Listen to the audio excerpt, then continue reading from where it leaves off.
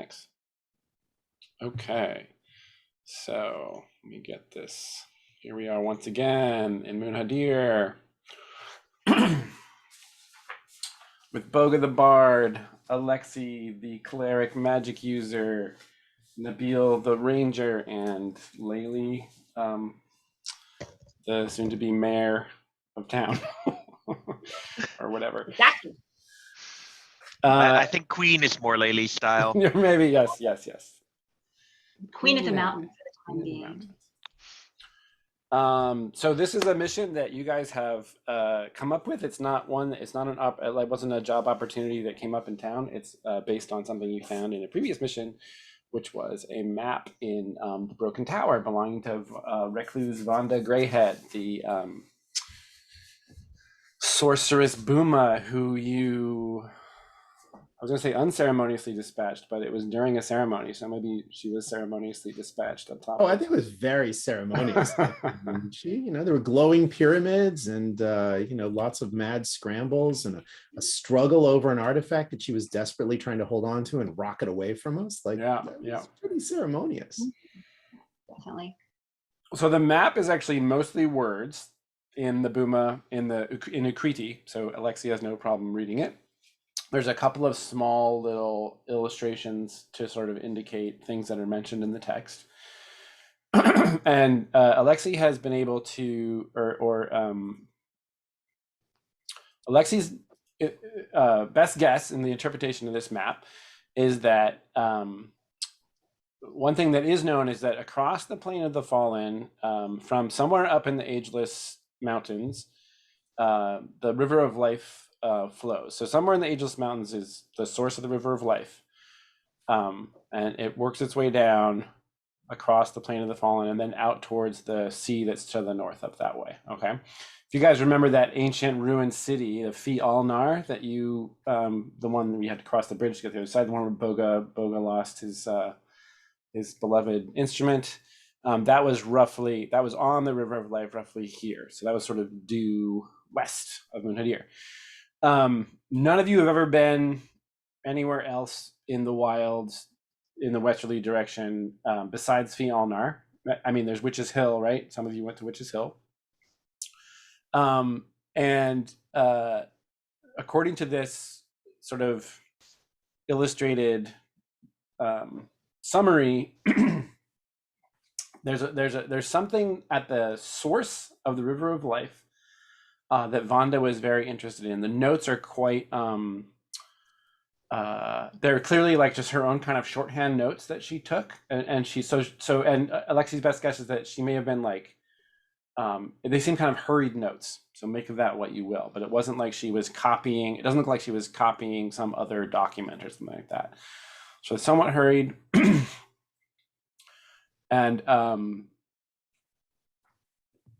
you're not even sure what it is that she's talking about. She just says she just defines this site or this location as it, like it, and the sort of summary is it is on a hill on a rise near the source of the River of Life. The way that it's written and the fact that some of the words are like underlined makes it seem like Vonda was very interested in this, whatever it may be. But you don't know actually what it is, just that it's a location that was of interest to her. And Jason, did we get a little help from Hasna Al-Aidin, the freelance mapper that we worked with? Didn't we show her the map and ask for her to tell us something about it, or am I wrong about that? You may have. I don't remember. Does anybody else remember that? Yeah, I think we did. Yeah, I think Nabil did actually. He was asking about, what's this map and what's it good for? Where does it go? And that's how we got some of the information about where it actually led to.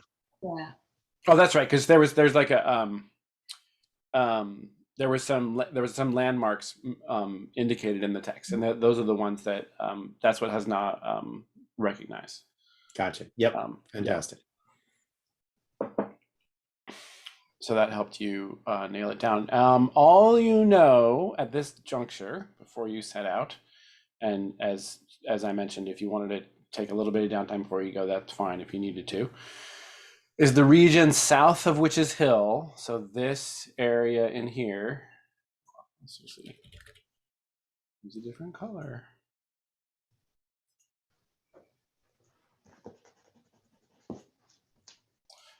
This area in here, this region is called the Snakewater Fells, as in hills. So they're it's a region of foothills of the Ageless Mountains, and Hasna told you that much. She knows that's basically the intervening area between you.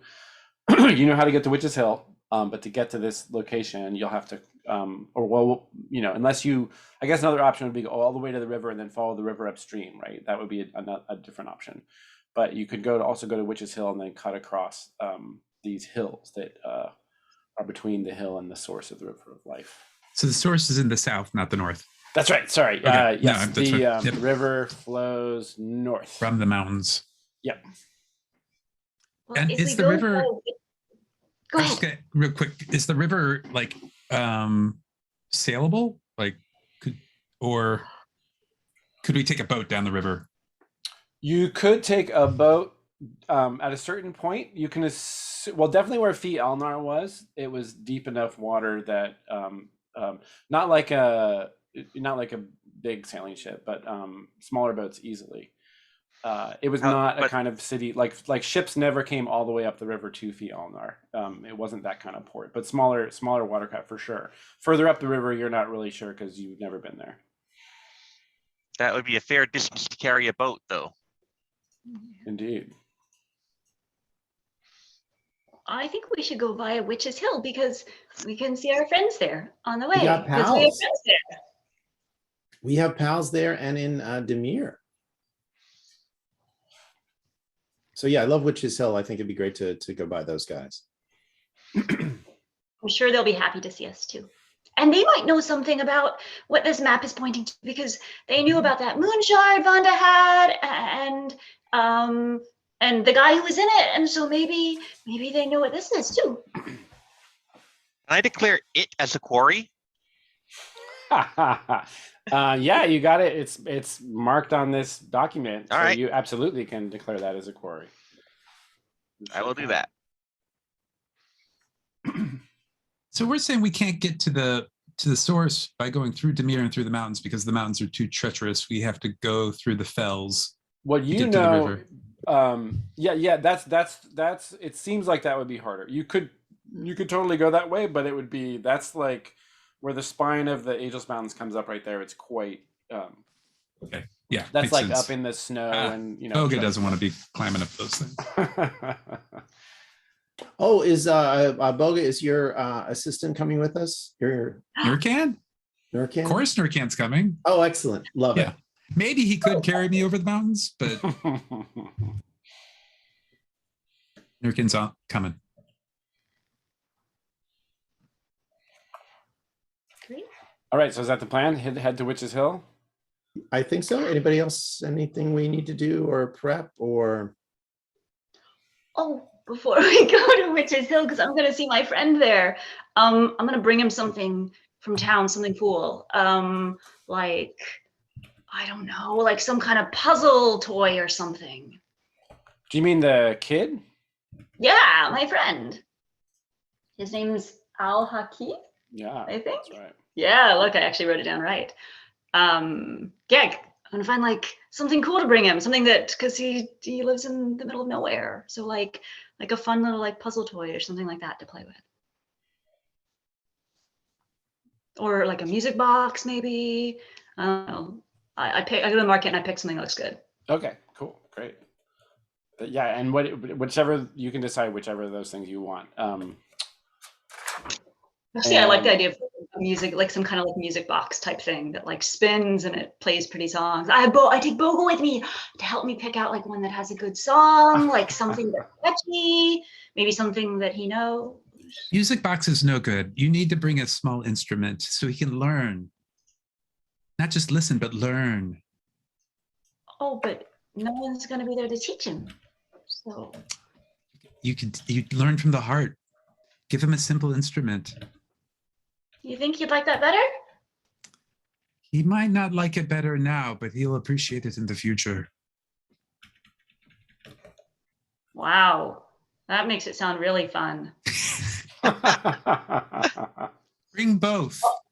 Okay, we'll bring both because like money isn't an option, an issue here. So I will get the music box, Lily, let me pick out something. and then Boga, and I will let Boga pick out an instrument, and I will pay for it. Okay. Something very cheap. Get him something nice. It will be nice. Simple. Something like a harmonica. That's gonna be- Will the other witches thank us for this? You and Boga said they'll appreciate it later. We're out of town. A drum set.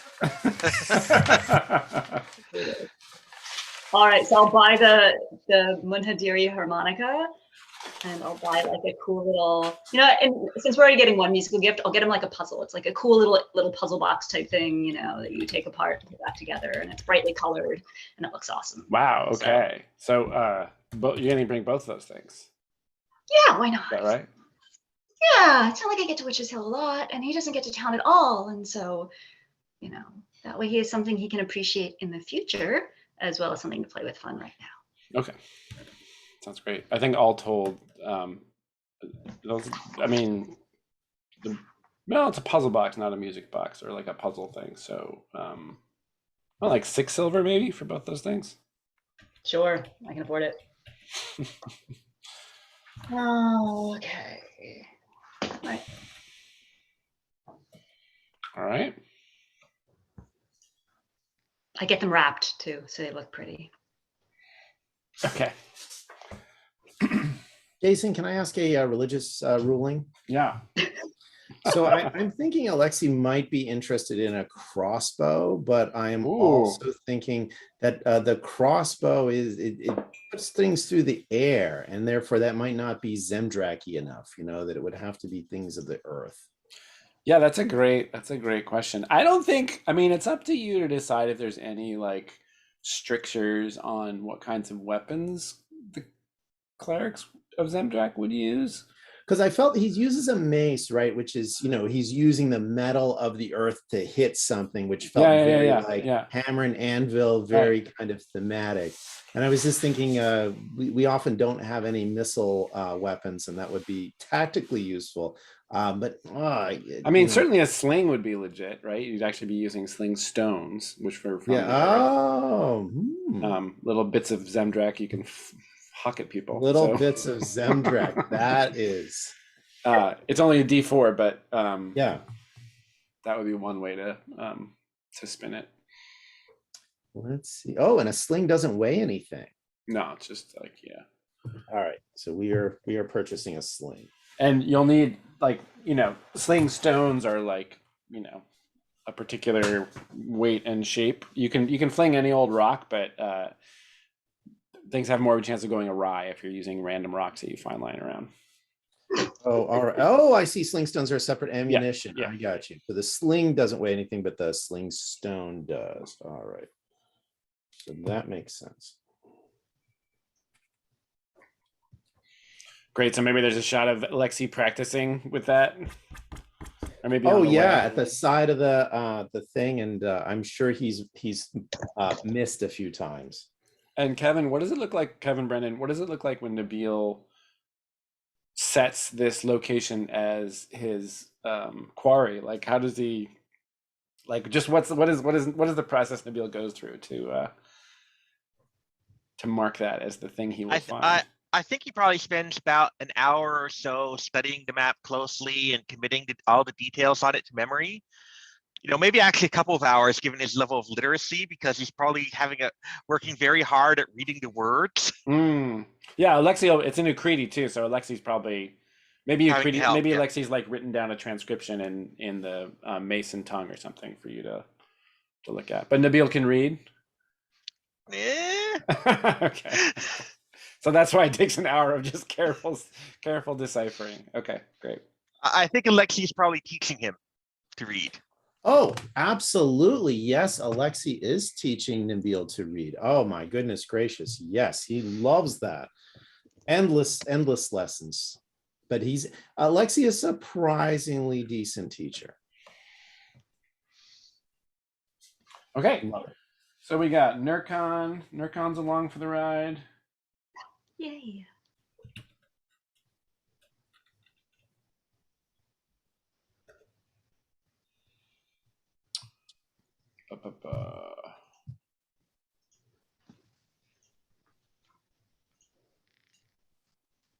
Okay, forgive me for a moment. I'm just getting something set up. And Boga, I love the idea of no music box, must have instrument. That Instrument. was perfect. They're gonna hate us. A tambourine. Just-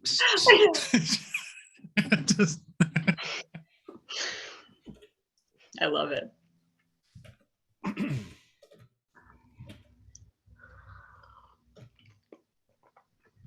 Oh, so per the ranged weapon thing, Alexi saying that we didn't have ranged weapons. Eventually, I'll be able to shoot a bow. I just don't know how to do it right now. Yeah, since you gotta I practice. already with have a that. bow. Yeah. Need Oh. to learn how first. Nabil can help with lessons as we travel. I don't think Laylee's bringing the bow with her because, like, given that we went right from the Mountain King mission to this, I think she's like has no idea where even to start. Yeah. So my assumption is gonna be when we hit that kind of downtime before our next mission, then maybe like Isan and and Isan's gone too. I'll learn at some point. We'll say that, like, when you guys, we'll just have it be, you at least had one day of downtime where Isan could give you that gift and whatnot before you actually set off. So, I'll learn at some other point and soon I'll be able to shoot. and the important thing for Layla to keep in mind with that is it's like, a quiver of long arrows and a long bow is a long, unwieldy object. Like, so it's just something you have to like figure out how you're going to incorporate that into Layla's whole thing. Ooh, It might be the I kind of think- thing where, like, when you have to go off and do something, you just leave the bow and quiver behind. But if but Besides, we can still practice. I have a bow. yeah, there could definitely be some. Sure, I can. Can I carry it? Nabil can show you how to shoot it with your feet. Yeah. It's actually a short bow too that Isan gave her. Oh, it is. So- It's not his long bow, or did he have a short bow in the very beginning? Oh, okay. I think it's his. I'll have to go back and look, but I thought he Alright. said it was a short. Well, that's a lot easier to manage then. But Laylee still has never shot one in her life. So, but I will bring it so so Nabil can. Oh no! Like I just yeah. So Nabil can like teach her how to shoot shit in like the interim, but I don't think she's actually going to use it right now. It's too weird. Okay. So leaving town as usual, it'll be Laylee and Nabil kind of scouting ahead, and Nurkan, Boga, and Alexi kind of in a group behind. Does that match everybody's understanding? Okay. And then just take a note, just making, be clear on what your current load is, how much food you have, and all that. Let's see, 1, 2, 3. So we're talking a minimum of minimum of 7 days of travel out and back. You use 1 unit per day. 1 ration per day, yeah. 1 unit of rations. So wait, 7 out and 7 back? No, 7 round trip. 7 round trip. Okay. That's gotcha. like, barring any delays that you might encounter. But Alexi's carrying 2 bags. One is a backpack that's got like his grimoire and like adventuring gear in it, and the other, which puts him overweight, which he will drop if it is a sack that has his bedroll and trail rations. great. So, because he has a capacity of 8, and those extra things would take him up to 11, putting at -1 ongoing. So Yeah, loaded up for the road. And he's taken 7 extra rations because not everybody loved the bread of Zemdrak that we found in the mountains, even though, very nutritious. Tasted like hardware. It was delicious. Thank Yes. you, Nabil. That's right. Blessed and delicious. Blessed is the food of Zembrak. Remember on our last mission out, none of the participants, they were all city dwellers. There was no kind of country experience, no rangers. And Nurkan wasn't any help either when they were trying to catch the antelopes or whatever were running around. Is Nabil, does he have ranger-like skills? He is a ranger, but he's Right. more of an urban ranger. Okay, right. That's what. Okay.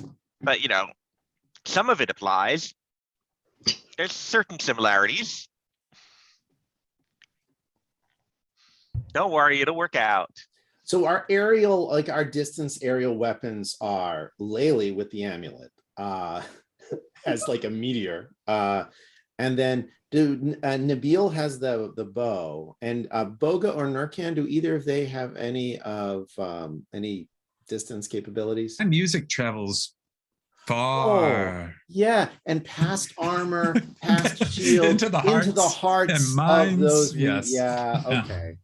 Because what could be more powerful than music, right? Yeah, love it. Yeah.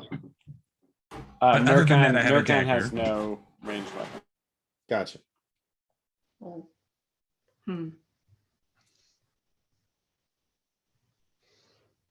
Maybe we won't have to fight anything. Yeah, maybe we'll just have to like decode a wheel or something. Oh, yeah. Well, But Vonda, sorry. no, go ahead. I was just thinking. Vonda, the astronomer was really excited by this. So this may have some Ajat connection, and maybe it's an astrological site or something else. Do you guys feel it'd be okay to mention it to our Witch Hill friends that we're exploring in this direction to see what intel we can get from them?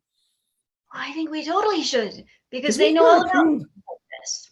Yeah, we've proved our bona fides with them, right? We were. Well, we're friends, and Yeah. like friends help each other, so they'll help us.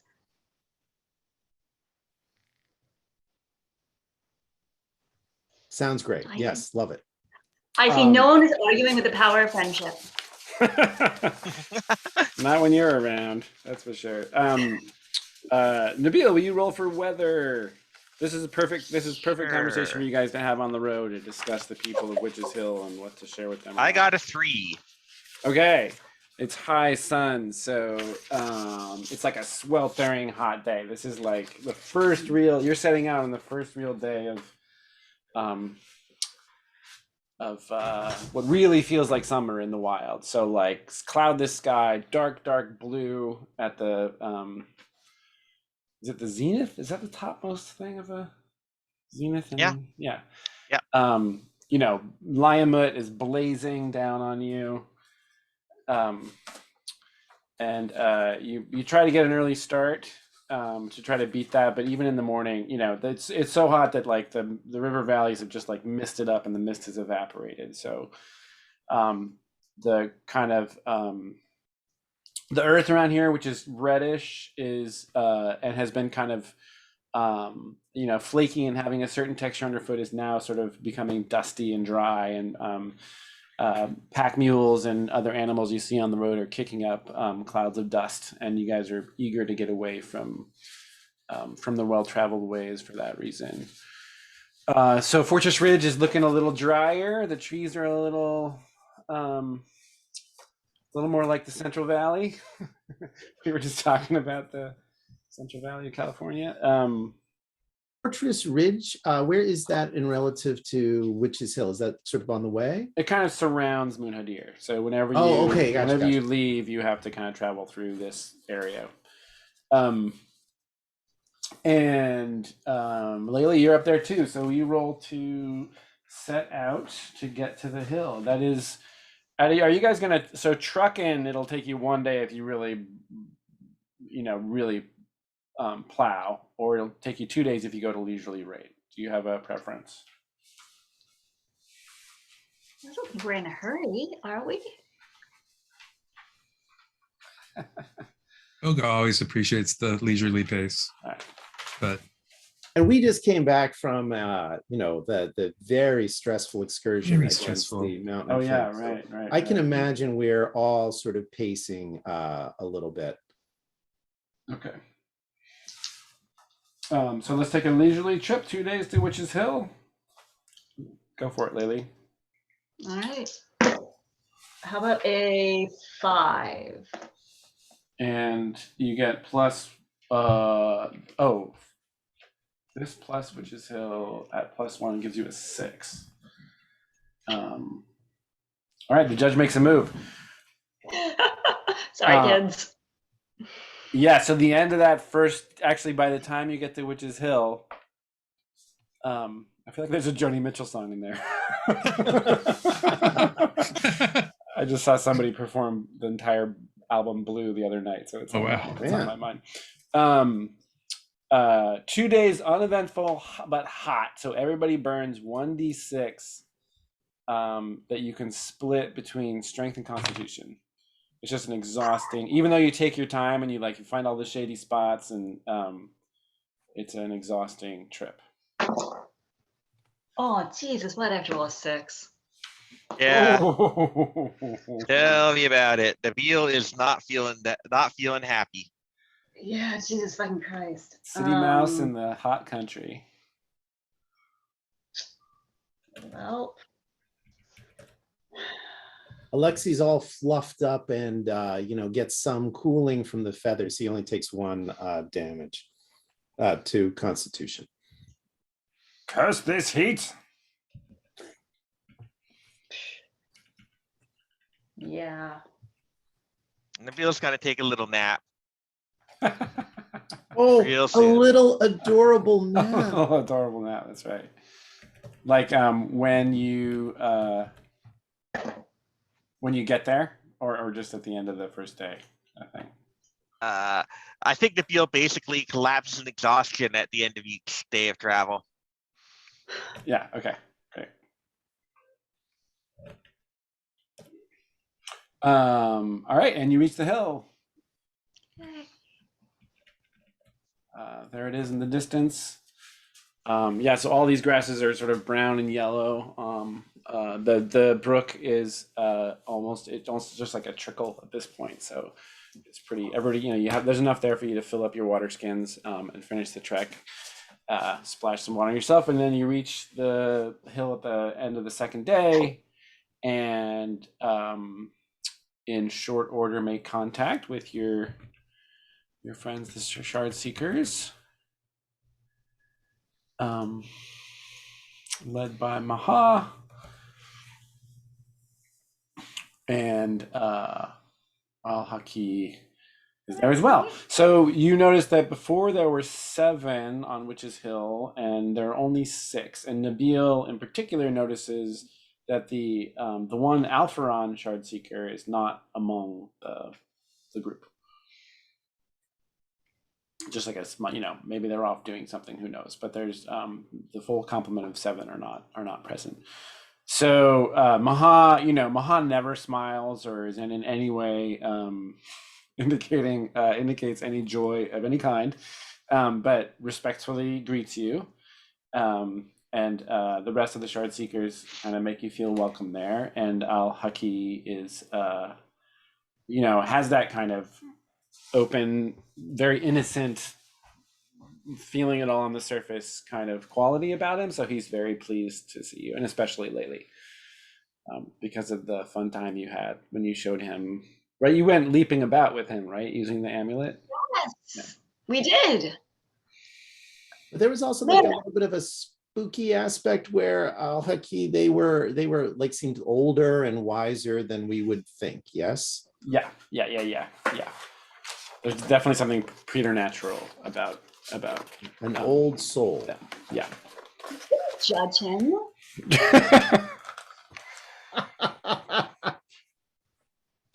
I give him a hug when we show up. And I thrust into his hands these 2 presents that I brought him. And I point to the wrapped tambourine. I say, and this one's from my friend Boga, and he's going to teach you how to use it. He's delighted, and sorry, they're delighted, and a little I wouldn't not no not overwhelmed. It's like as if it's almost as if they were expecting this, but are no less pleased because of it. Um, and you know, laugh laughs at every, you know, show them how the puzzle box works, and Mhm. you guys have a little moment together while that's going on, and they're very excited about it, and yeah, and is Boga gonna show Yeah, I'm gonna. Alhaki? Yeah, I'll introduce myself with Lily and. Oh, because you've never Uh, been here before. Oh my well, god. I came here on the first trip The out, first trip, okay, okay, Yeah. but not. and You are our musical introduction. right, That's right. I You played the played that song. song about how Lamut was like really a Yes. jerk. Yeah, yeah. It Will Rain Down was the name of the song. It's part of my repertoire, and it's a song about Liamut killing Umalia. Oh yeah, yeah, right, Yeah. right. Yeah, and maybe that's the first song we start to learn together if he's interested, or if they're interested in learning the rhythms of the song, and I could play the Nea Anban, and they Okay. I'll think he can accompany a little bit. And while they're doing that, Nabil is looking for somewhere with shade and water. Yeah, so if you Desperately. recall, the short seekers have a little cave that they kind of hang out in, and that's this time of year. That's where they're spending most of their time. Is in a It's very cool. So Nabil is very happy to like find the cold stone inside that cave. Yeah, he It's very finds it and pleasant. passes out. My strength is down to 4 and my constitution is 5. Ooh, wow! I'm not doing well. Yeah, whoa. Sounds like you need a restful night. Any other evening business before you guys do get to spend the night? A couple intelligence questions. Well, not intelligence, because gosh, Alexi, that ain't his strong suit. But a couple. Alexi wants to ask really 2 questions of Maha, and ideally when Al-Haki is nearby to at least overhear. Question number 1 is: was there any fallout from us managing to send that big shard with the little mad, insane guy in it back into space? Was there any like good fallout, bad fallout, consequence? So that would be question number 1. And question number 2 is: we are going to share with them that we are trying to follow up the intelligence from Vonda, that horrible astronomer who caused us so much trouble, was very excited about this particular location we're trying to get to. And they have any ideas about this? Have they heard anything about this area? Any idea what someone of Vonda's nature would be so excited about? Because obviously we're on the same side. Oh, and show them the As map. Shard Seekers, not as Vonda. Yeah. Show them the map too. Yes, sure, absolutely. Okay. Maha tells you that there was that the omens were good after for the week following. The moons shone sort of brighter than usual, which was taken as a sign that the surviving sisters, were pleased with the return of Talib Najma, the rightful end of Talib Najma. So all seems well. Definitely no fallout. As far as so in looking at this document that you have, having seen you, knowing who Vonda was, having seen you guys grapple with Vonda, and kind of knowing how she fits into the whole picture, Maha says that only one of their number ever ventures far into Snakewater Fells, and that is the one among them who's an Alphron, and her name is Hanuna. So Hanuna the Shard Seeker is the only one of them who goes into the hills, and in fact she went south about a week ago and has not yet returned. And when she goes there, what Maha tells you is that not too far away, only half a day away, there's a yellow limestone quarry has been just sort of started up. There's a quarrier's camp. There's a limestone deposit, and some people have started quarrying it not too long ago.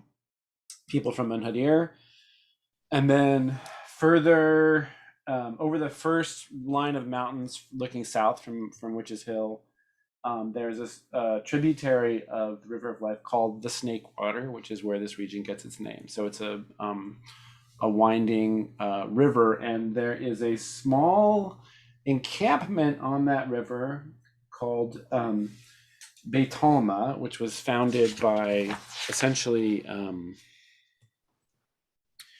fugitives from Munhadir,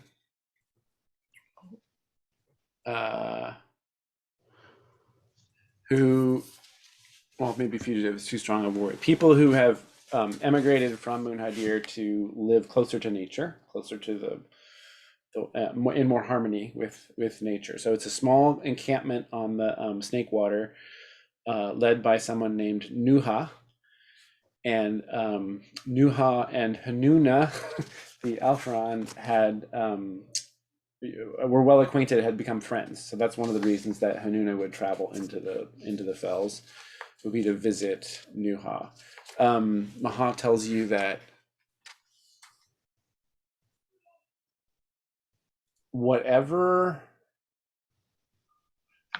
actually, the thing that she does know is the only thing that she knows, the lore that has been handed down. So the Shard Seekers know a fair amount about, shards. The moon shards themselves are of great interest to them.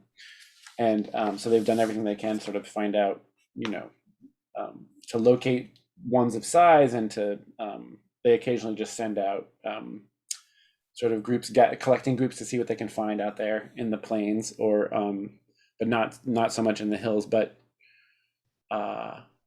all she knows about what lies south of the fells is that is where Talib Najma had resided.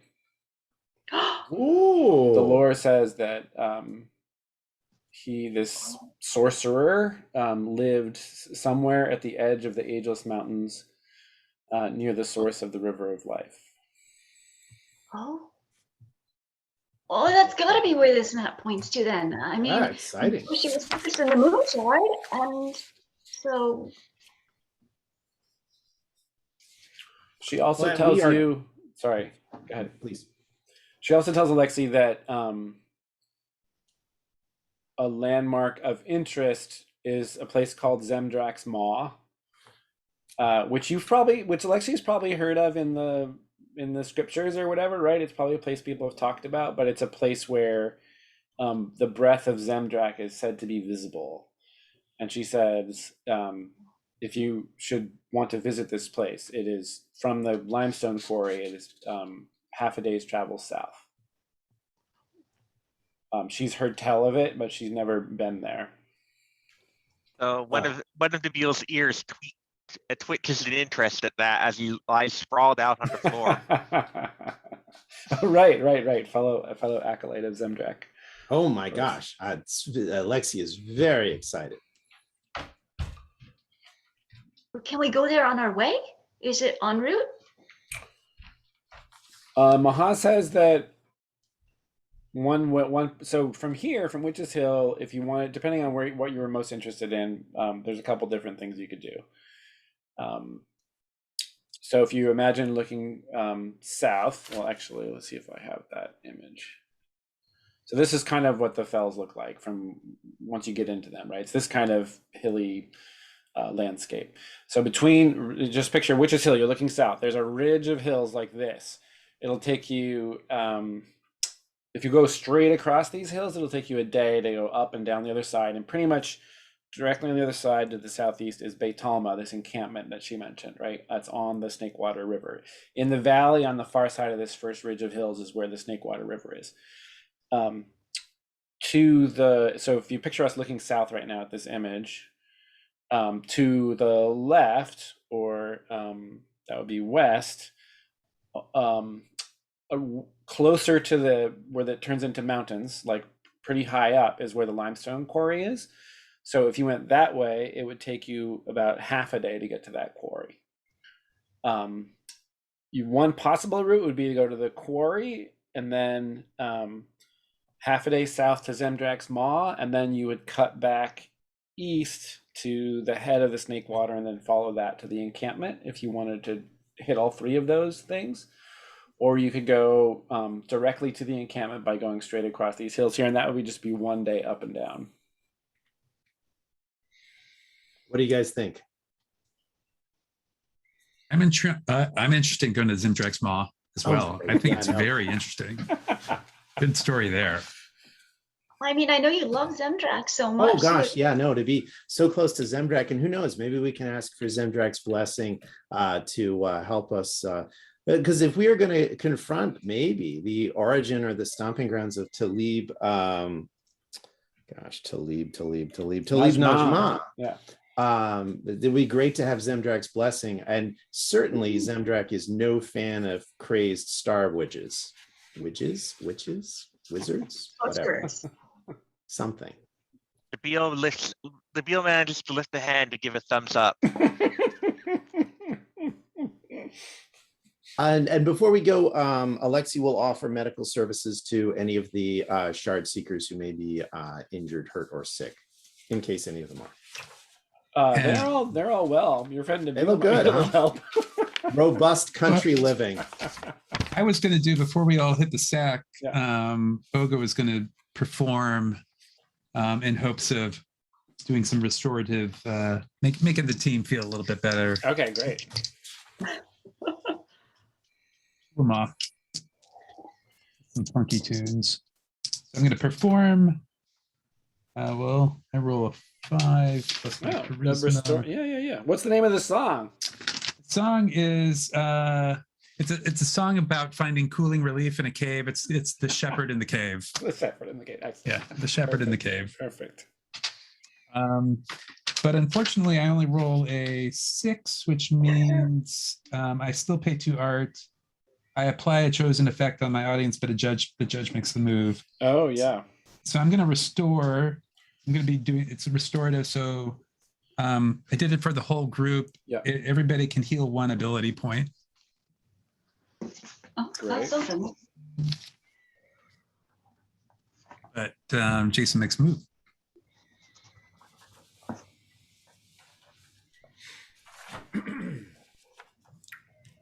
Jason, I'd mark that as a miss, right? Pay to art. Oh, there's a typo right there. You get to mark charisma. Yeah. I need to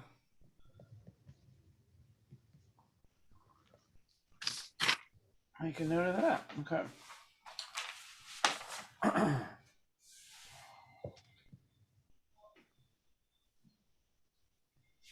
Interesting. I am going to mark off a thread. So that's off panel, off camera. Off panel. I love it. That's my comics training is yeah. That's all good. So Alexi's wondering whether we might go to the encampment of Batoma first and inquire as to whether they've seen Hanuna. If colleagues would be interested in that element, or should we just kind of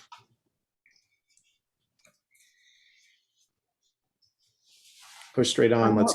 There anyway. Sorry. I I thought think we it's. were. I thought we were hitting that anyway. Yeah, we are. Okay. but that would be Just, one I thing. don't know which is first. Is it the maw, then the camp? Sorry, it's maybe hard I- without an actual map to look at, isn't it? Let me back up to the here we go. Then can I zoom in just to give you a clear idea here? Is it everybody seeing the map? Yep. Okay. Yeah. Okay. So the limestone camp is limestone camp is here. The encampment on the river of refugees from Munhadir is here. So that'd be one day to get from Witch's Hill straight over those hills. This is only half a day because the ground's level. And then Zemdrax Maw is half a day south of that camp, somewhere in this area.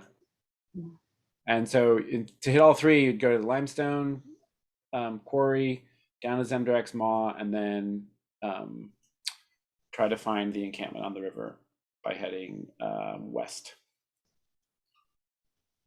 That seems worth a detour. Sounds good to me. Let's roll. Okay. All right. So- One thing I want to do that evening, like Yeah. if I can, I have no idea if it's gonna work. I remember last time we were here, my little friend could like talk to birds and make birds do shit. And like, I want to see if he can teach me, especially, I think I asked him before and he said no, but now we're like good friends. So in the middle of the night when everyone's sleeping, I'm gonna like wake him up so we can like sneak outside and go flying. And then after we do that for a bit, I'm gonna ask him, since we're friends now, if he can teach me how to talk to birds, because I still really want to be able to do that. Great. Do you have any bonds with Alhaki yet? I do. You do. Okay, so you got one there. Mm-hmm. So keep company with +1. Yeah. Because now that I'm the mountain queen, I need to be able to talk to the birds in the mountains. So that is a 9. Okay. Yeah. So, gosh, what is the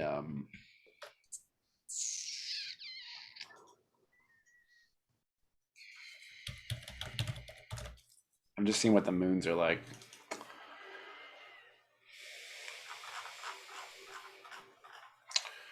Oh, there's a full moon. Yeah, so one of the moons is full and the other one is half. So that's perfect for some traipsing about, leaping from rock to rock on the slopes and whatnot. And By the light of the silvery moon. yeah, there's probably some playing of the harmonica or whatever he brought. Or a It's a tambourine. Tambourine, and yeah, and it's pleasingly cool in the middle of the night, right? It was a really super hot day, so it's like refreshing for Layla to be out, and for her and Alhaki to enjoy playing together. So do you want to take another bond with him or give him a bond with you? I think to get to the point where he's even going to consider teaching you that, you have to have 3 bonds with him. Oh, so there's a value for me to take another one with him then here. Yeah. Okay, then I will, because that is what I eventually want to be able to do. So Yeah. I will take another bond with him.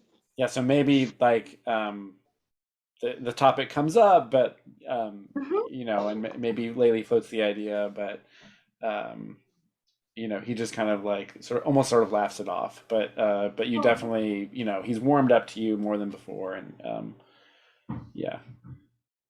Well, maybe next time, or something. Yes, I look forward to your return when you come back. Oh, don't hurry, we'll come back. I I hope promise. so. We're always going on adventures and stuff. I'll bring you something else nice next time too from the city. Something that you haven't seen before. I worry about Hununa. Please find news of her.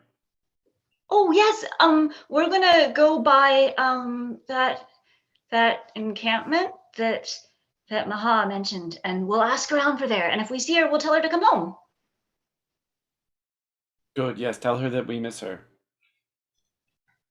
Did she like run away or something? She often takes trips to the south.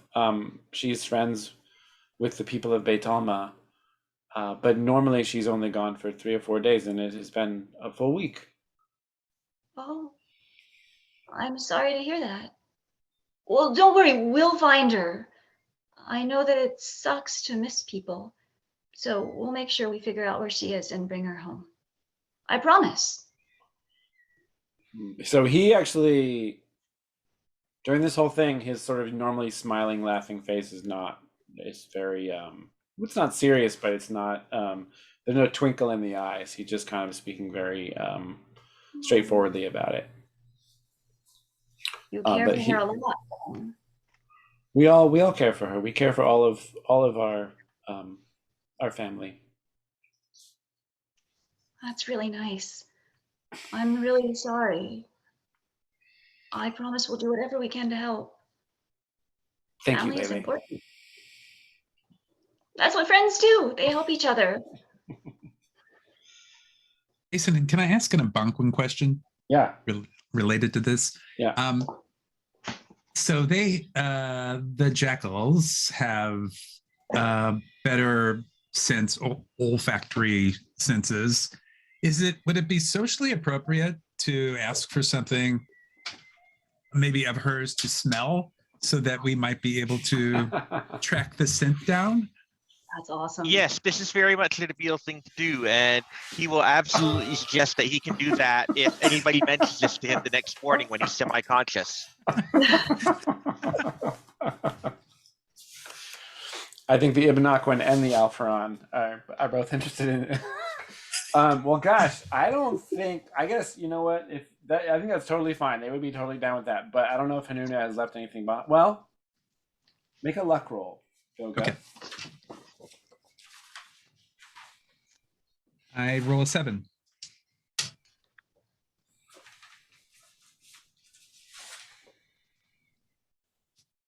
Yeah. Okay. So, she has a sleeping mat that she just leaves here. She doesn't take it with her on the road. Alphron have musky oils on their fur. So I think Nabil and Boga could both Think of the make scent, maybe. olfactory investigation of that. Yeah. Great. So you guys can both. Yeah. Well, smell is my enhanced sense. Yeah, that's right. Heightened sense, so.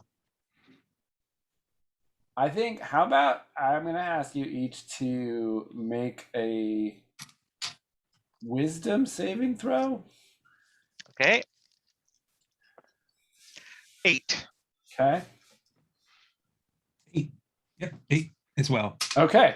Yeah. Yeah. So you each have basically one use of that, right? So Okay, like in a all certain right. situation, if you say like, "Do I smell Hanuna?" then you get to mark that, and I'll tell you if you smell it or not. So.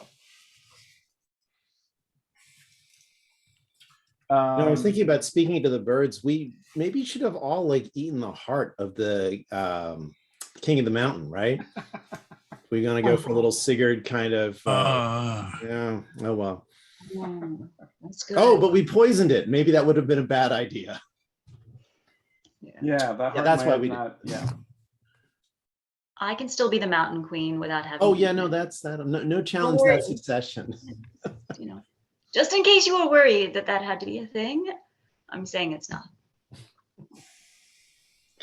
So All the right, next- let's head to Baton. So Baton. everybody make sure to have marked off 2 rations for that leg. And And we recover some from sleeping, right? For our recovery. Is that correct? you get to heal hit points and/or ability points equal to your recovery for that night's rest. Yay. And also everyone takes +1 forward to the first roll of the day. It was a sleep in a nice cool cave in the middle of a hot summer, so it was very refreshing.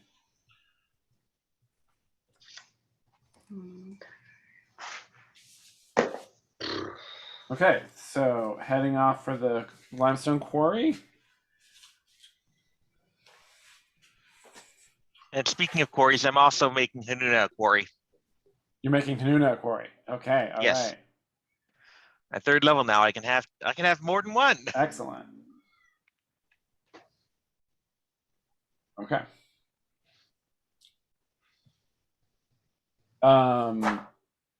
Let's have Boga roll for weather today to see if it's still like a blazing hot summer.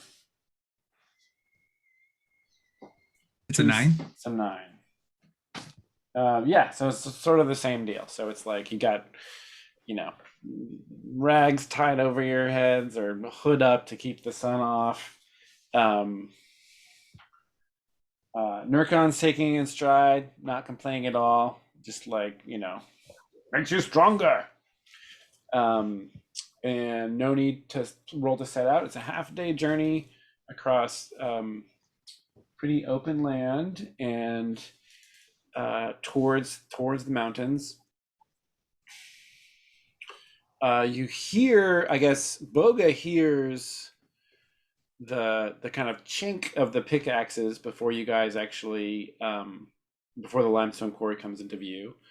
But when it does, you sort of climb a rocky rise. There's like there's a very Nabil picks out a really faint track, right? So there's a point at which Nabil's super familiar at this point, even though he's an urban Alpharon, like spend enough time in the wild to notice animal tracks, right, where like herds of animals will pass in a particular area on a regular basis. And Nabil picks out a track up this hill that there's the sign of cartwheels and hoof prints of pack mules. So there's that, and then the sound of the pickaxes on stone. And you top this hill, and you're looking into sort of a box canyon. There is a small pond and a stream feeding that, kind of spilling out of the mountains, and that the foot of one of these peaks, a good 20 or 30 foot tall section has been kind of chiseled out. It's just getting started, but they're cutting away, and it's this limestone that's kind of yellowish gold in tint. And looking down on this scene, there's tents. It's a camp. You figure there's maybe just a dozen people here, all and maybe half of them right now are up, and they've got sort of they've got long poles set up with canopies to protect the workers on the rock face under the beating sun. So that's the scene, and at this distance, nobody's noticed you yet. Should we talk to them and see if they've seen Hanuna? A fantastic idea. Yes, let us approach, and when opportunity presents, well, we'll do it in dialogue, I guess, but Zemdrag blesses all miners, and would love to bring favor to these guys if they've got any wounded, injured, or just put a blessing upon their work. Yeah, So can we talk to them from somewhere in the shade? Maybe under one of those canopies. Are there any, maybe there might be some, since they're miners, are there maybe some folks from Demir who might have been there when we had taken care of their problems? Oh, yeah. You're sort of scanning to see if you recognize anyone? Yeah, or if anybody recognizes me. That's another get. Anybody recognizes you. That's another get lucky roll, Boga. Okay. All right. That's a 9. Yeah. Oh, but I have a -1. It's an 8. So that's still yeah. That's still in there, and I think the I think that's how they notice you, actually. So you guys are like just starting to come down from the top of that hill, and somebody says, "What was your nickname?" Boga. Iron Singer. Iron Singer. Yeah, now it's Iron Singer. It was White Beard. Right. Yeah. Someone says, "Iron Singer! It's the Iron Singer!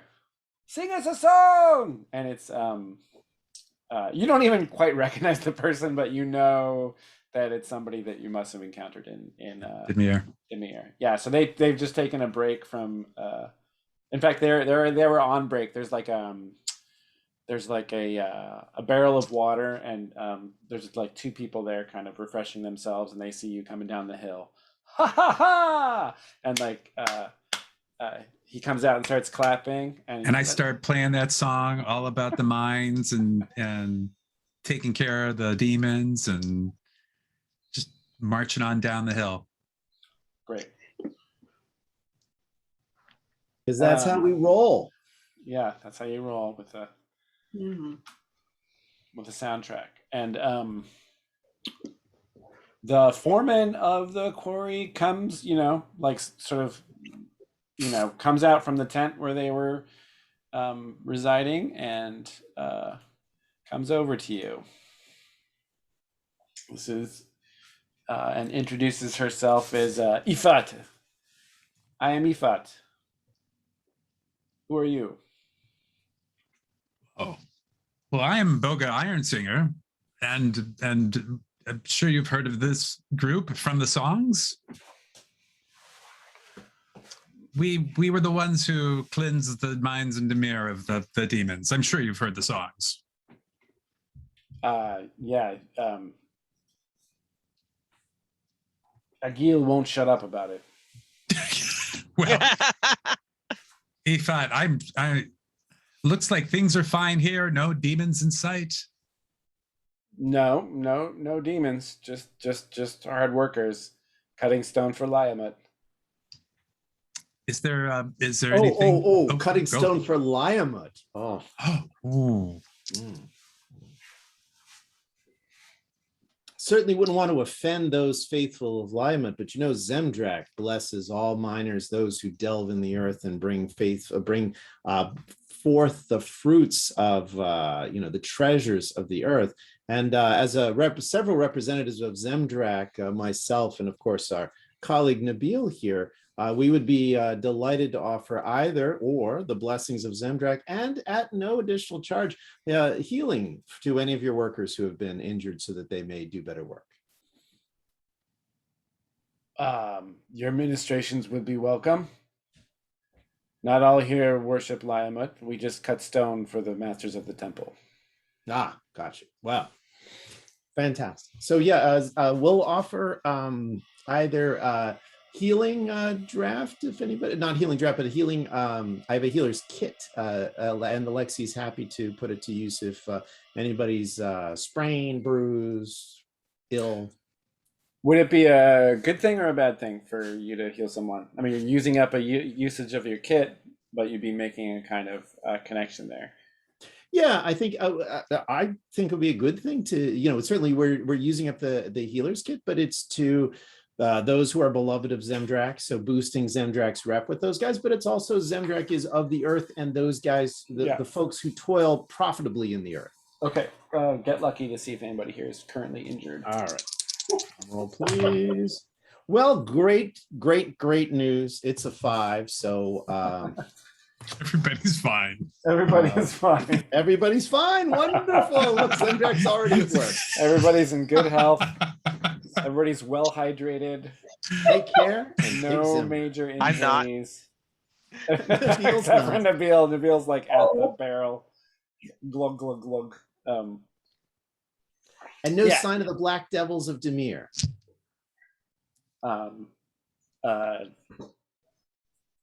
Those are just stories.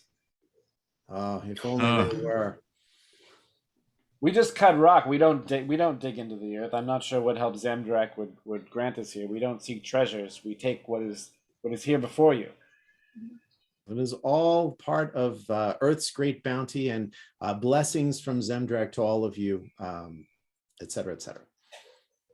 Well, are you saying you haven't dug anything up from the earth that's interesting while you've been cutting rock? I mean, has it just been like all boring rock or anything? I hear there's like artifacts and moon shards and stuff in these rocks. Yeah. We have found moon dust, but no shards. Oh, well, that's a shame. She reaches down and she like picks up a handful of this sandy dirt and kind of like lets it fall through her fingers, and some of it glitters in the sun. You're not sure if it's mica or something else, but it's definitely shiny. Well, that's sort of boring. I'm sorry to hear it. Oh, by the way, we're looking for someone. Do you think that you might be able to help us? A friend of a friend came by this way. Her name's Hanuma. She's an Altheran. I think she's an Alfiran. And she's, she's one of those shard seekers, with the robes and stuff. Have you seen her? So her face gets very serious and her brow creases. And a worker who's nearby and overheard you says, turns, sort of looks and is about to say something, and then Ifat gives him like a glare, and he kind of clams up. I mean, we're just wondering if she came by this way.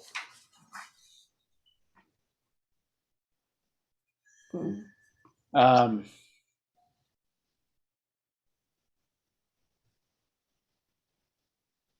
I don't know who you're talking about. And then you see, and anybody who's watching sees that the worker who tried to speak just kind of like gives it like a look, and then turns away and walks back towards the quarry side. Oh, honored Ifat, would you mind if I had a drink? It's been such a hot day. Could I possibly get a drink of water from the barrel there? Yes, there's plenty of water. Help yourselves. So Alexi's gonna kind of trundle over there, and while he's having a drink, see if he can kind of sotto voce talk to any of the the folks. And See if he can Nabil's get it. going to do the same. He'll at some point sidle over to that worker and just say, "Pardon me, sir. Have you seen my auntie?" And blink a few times at full Oh my God, with adorability. those big cute eyes. Yeah. So it sounds like together you guys are finding answers. Yeah. And, with charisma, Yeah. and I think probably in this case Alexi would be helping because Sure. Nabil has the 18 charisma. Oh my God, really? Yes, really. Can I even help somebody with an 18 charisma? Well, +4 is the max modifier, so you actually oh, can. we'll get yeah. you there. Yeah, because Yeah. what 18 is +3. So yeah, +4. Yeah. Ah, we got this. And what are your so Nabil is, both of you are chatting people up. It's a Yeah. combination thing. And what's the goal of the inquiry here? Well, Nabil is going around. He's trying to find out if anyone's seen her, what happened to her. He keeps referring to her as auntie, but he'll describe her, right? Okay. Yeah. Great. Taking great. advantage of that small little Alpharin, the fact that he's still a tiny little one. He makes himself look as kid-like as possible. I'm just Okay. imagining those big anime cutesy moment eyes yeah, with like yeah. little sparkles coming off of That's them. right. And a little tear. And a little. All right. That's a +4 mod. All right, that would be an 11. Yeah. So there's a woman who's got like a headscarf who's there. So she's nodding at Alexi, and then Nabil comes up and says the thing about Auntie, and like her face just like, she looks just completely distressed and drained of all resistance, and casts a glance towards Ifat, who's still talking to Boga and Layli, and then says, "Oh, my dear," and she crouches down next to the barrel to get at Nabil's level, and says, "I'm so sorry. I'm so sorry to tell you this. Oh, Liamut shine upon us." Nabil starts like doing the whole tearing up, and Your auntie, she's no longer with us. She has been taken into the sky. what happened? What could have happened to her? And then she looks around again and she says, the Chodeki slew her. And Alexi, this is the first you've heard the term Chodeki used in your time in Munadir. And what you know about them is that they are a caste of flightless bird folk who in Ukrit are often tasked with hard labor and things that the Buma don't want to do. And you've never seen a Chodek in Munhadir or any. So this is the first you've heard of them, but having come from Ukrit, right? Originally, Alexei was from Ukrit. Yes. Yeah. Mhm. So, and perhaps you have some sympathy for them because they do not fly. They are winged, but they cannot fly. And so this woman is saying that the Chodeki are responsible for Hanuna's death. Could I prevail upon you to spell? Chodec is the singular. Chodek. Okay, Yeah. and then plural is Chodeki. Yeah. Wow. And where where are the Chodeki in this region? Somewhere south of us. We do not know. It was the first sighting that we had, or that Ifat had. Why would they hurt my auntie? Oh, cruel creatures they are. Any who live further to the south must be hardened by the wilderness. Who knows what their reasons may be? Perhaps they intended to eat her. Oh, I'm sorry. But in any case, they did not. Ifat found the body and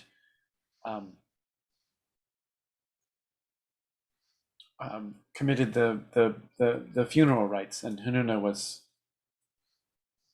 was cast into the maw.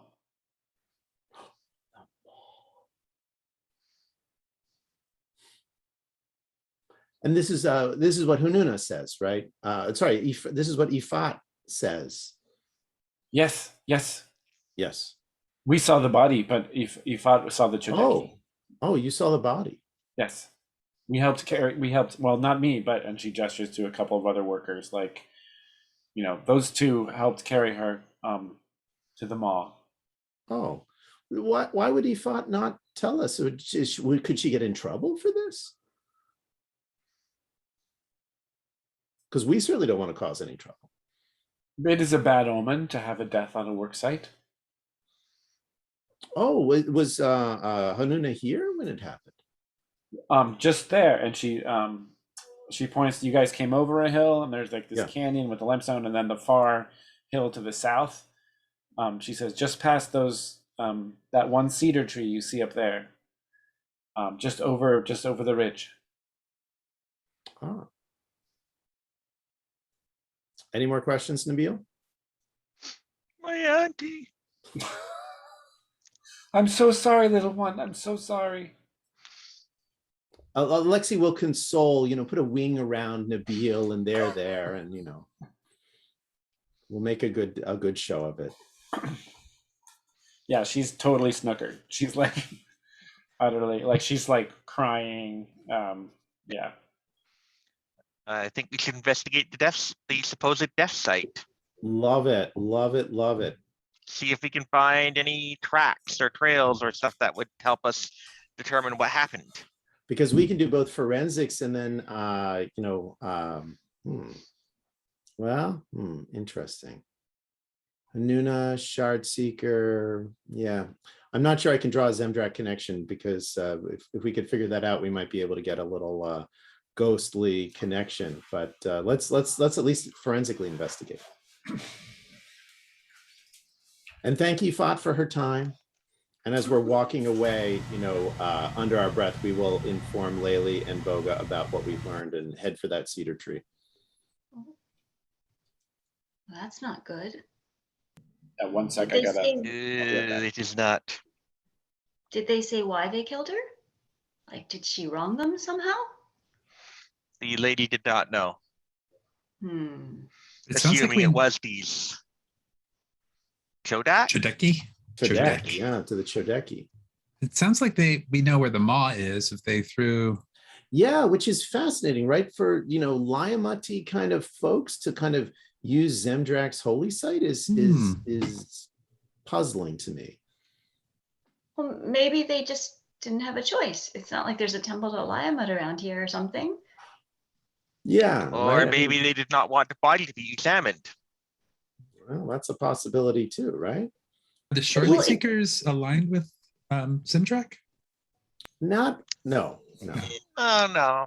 They're aligned with the moons, with Umalaya in particular. Right. They're aligned again. They're against Liamut, though. Yeah. Right, and that's where the enemy of my enemy is my sort of ally. Well, if we can find the body, we should bring it back to Witch's Hill. I'm sure that the Shard Seekers would like to have it back, you know? No, agreed wholeheartedly. So let's see what we can find out here, because I guess we have witnesses who saw the body. So we have a good sense that Hanuna may be dead, but we don't know why that Chideki would have done this if it was in fact them. And the fact that Ifat didn't want to tell us about it feels, because it would be oh gosh, so sorry to tell you this happened, and yet there's okay. So yeah, let's go look. I am puzzled. Yeah. Plus, Hanuna has a friend over at the not this at the quarry here, but at the encampment. So at Batoma, so we may be able to get information there, because that's, I think, our next stop after the cedar tree.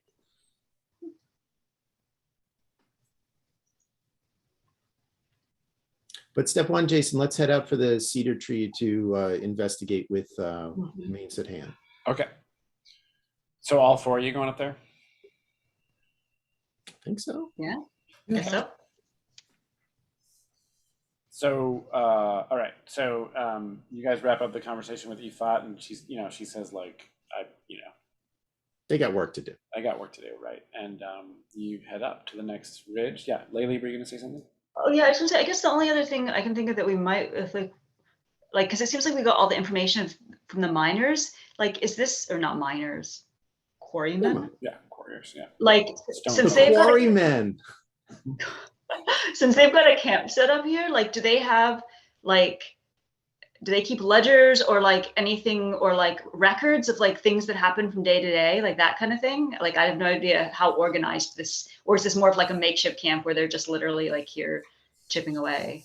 They seem to be. It's what you gather. What we'll say is that you and Boga, through conversation we fought, gathered that it's relatively new camp that will probably become more established. It's just sort of they're starting this trade.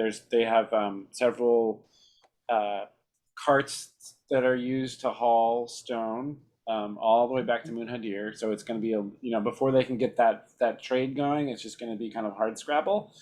And usually in a camp like this, all they do is they track the production and the exchange of money. Nobody's keeping a log about what happens. I get, that's kind of what I was wondering, right? Like a daily sort of thing to send back to the mining company or something. But okay, never mind. Yeah, no, and in fact, this is a totally independent operation. They're not. This is Ifat. Ifat has pulled these people together, like this miner from Demir and whatever other laborers she could find who are willing to take a chance. And this is it's a little bit of a entrepreneurial venture, I guess. Oh, it's her thing. Okay, yeah, it's her thing. But there is a contract with the temple, right, at Munhadir for this stone, because Ifat located this. It's not really rare, but it's an uncommon yellow limestone.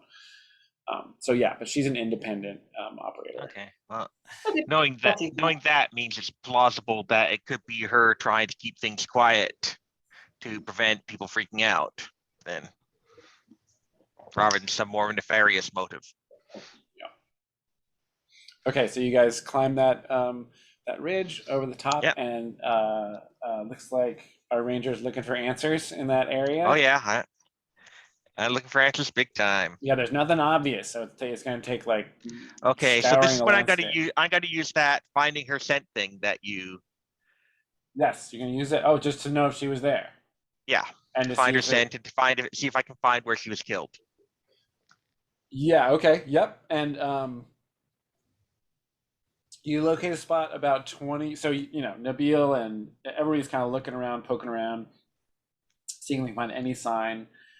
It's pretty rocky landscape up here. There's not a lot of, there's no there's no easily trackable, it's not the kind of place where footprints would show up. But however, Nabil, about 20 yards down from that tree, smells, picks up the scent. And from what you gathered back in the camp, it was 5 days ago that Hanuna was found dead. Okay, but even 5 days later, and also that she was found dead and pretty quickly taken away, right? So her body did not sit here for long, but there was blood, and Nabil picks it up. So you find the spot where her body lay for sure. Okay, so if I search the area, can I see any tracks or any other indicators of what might have happened here? Broken bushes, other wounds, other blood. Yeah, great. Find answers. All right.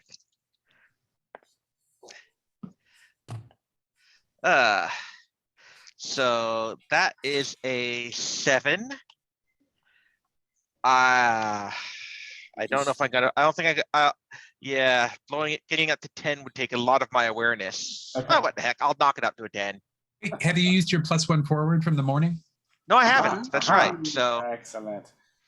that's an 8. So yeah, I'll use 2 points of awareness. I was gonna say you would have used that for your fine answers, but with Alexi's help, though, that took you to +4, so you still had that extra +1 hanging in there. So you can totally carry that over. All right, so Okay. go ahead and spend that awareness. Yeah, so what you see is, as I said, tracks hard to come by. This long after the fact, the smelling's not really gonna do you a lot of good.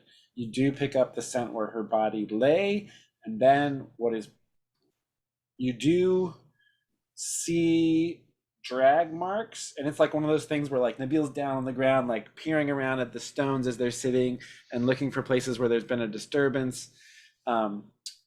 You see drag marks headed south downhill, but you kind of assume that's when they removed the body to take it to Zambia, Yeah. if that is part of their story is true. And then it's pretty clear to you that somebody did that thing where they covered tracks, right? So like there may have been evidence here, but then somebody actually kind of like took a tree branch and sort of scraped the whole area to remove any sign of clear clues. So that's actually what you find is that somebody covered up the whatever did happen. That's very suspicious now. Because I don't think your Shodaki would have done that. Well, why I mean, wouldn't just off they? the cuff, it doesn't sound like that. I mean, aren't they assassins and stuff though? I mean, if I was killing someone and wanted people to not know that I killed someone, I would do that. Not that I would kill someone. I'm just saying. Well, yeah, yes, of The course Chudeki you were would like do that. I mean, that's, but you know, there's no real evidence here that she was assassinated. I mean, does it look like there could have been a scuffle versus, or was it like a very quick? Well, that's what assassins do. That's the point. Oh, I know that. You don't I know like have that. a scuffle, I know. you get someone out quickly. You know, but for something like that, you would be seeing, I don't know, sneaking up from behind. This looks like a more elaborate thing, like the cleaning up. It's over a fair area, right? It's not just one set of tracks. Well, there's not a whole lot of. There's no. I think that the only sign of track you find is that by sort of looking down to the east, you see that there's a little bit of the start of a little bit of valley in the distance. You see water, so you assume that Hanuna came from that direction by the situation, but you don't see any. There's no sign of definitely no sign of a struggle. Something happened here, and then somebody tried to remove all trace of it. In fact, that stone that you smelled that had the blood on it, it had been sort of turned over, and you had to flip that stone over to find the. Okay, so what I'm getting at is it doesn't look like there was a whole bunch of people. It was an ambush of a large number. The cleanup is a small area. It might have been 1 or 2 attackers. That's definitely a fair summary. Yep. And probably caught her by surprise. And what? And probably would have caught her by surprise. From what you see before, there wasn't much of a fight. That definitely seems plausible. Yeah. And Alexi may have been about to point something out also about the Chodeki and their. Oh, just that I think Chodeki were, if I'm reading Jason right, were sort of an undercast in Ukrit, and so they would be assassins of dirty laundry and of things that needed cleaning. They would Right. slay messes and get rid of, terminate, piles of stuff you wanted moved. Not, That's right. That's right. they're not murderers of folks, generally speaking. Certainly a Shideki could be trained as an assassin, but that's not the kind of work that they are known for. Yes, but, you know, Traditionally would do. when you have great poverty, the life of others does not necessarily mean much to you. And for a fairly small fee, one might, under these circumstances, feel compelled Really, you know, Nabil? Really? take on jobs that might be, seem Less than savory. yes, exactly.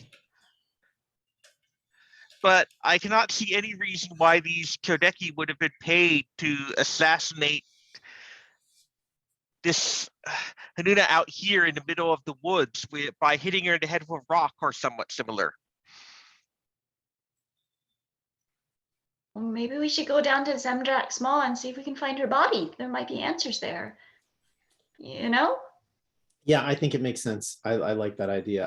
I'm sorry, I've been wrestling with the idea of trying to do a speak with dead here to, at the site of her murder with the stone that she's got, but I just can't, and maybe this is my brain not working, but I can't get a good Zemdraki connection to why. I feel like if you're looking for a Zemdraki connection, maybe doing it at the Maw would make more sense because, because there it would be Zemdrak sending forth the secrets.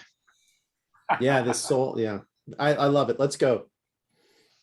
And also, I don't know if we've established that yet, and I would love to have Alexi do it, but what traces of a soul remain, right? Does somebody leave soul traces along the path from their point of death to their point of final departure, right? Or does the spirit, is it at the point of death that the spirit lives on, or is it at the point of the final disposal of the physical remains? I don't know. That seems like Alexi territory. Yeah, that's an interesting theological question.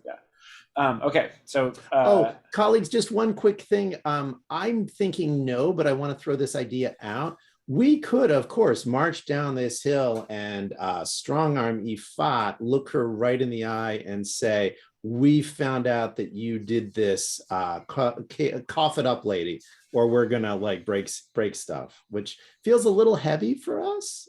But I just wanted to throw that out there. And well, for your teacher, at this moment, I am uncertain if she is merely covering it up rather than having done it herself. Well, it's fair, and we want to go to Zemdrax Maw in any case, so let's roll. Yeah. Sounds good. So everybody takes a slug from their water skin.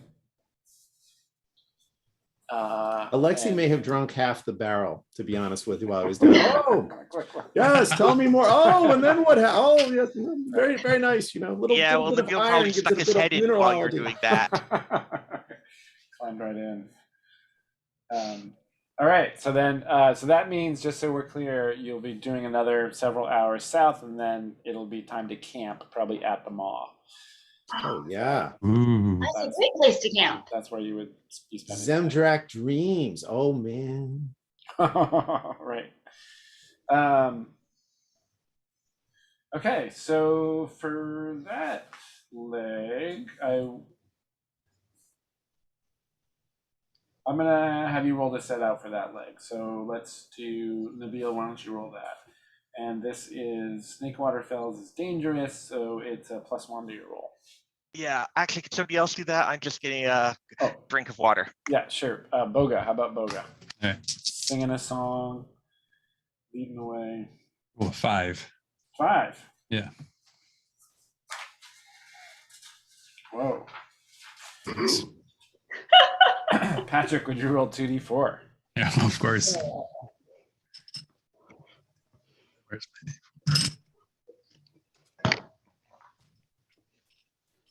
These are probably the number of mountain flowers we're going to come across. Each one perfect in a meadow.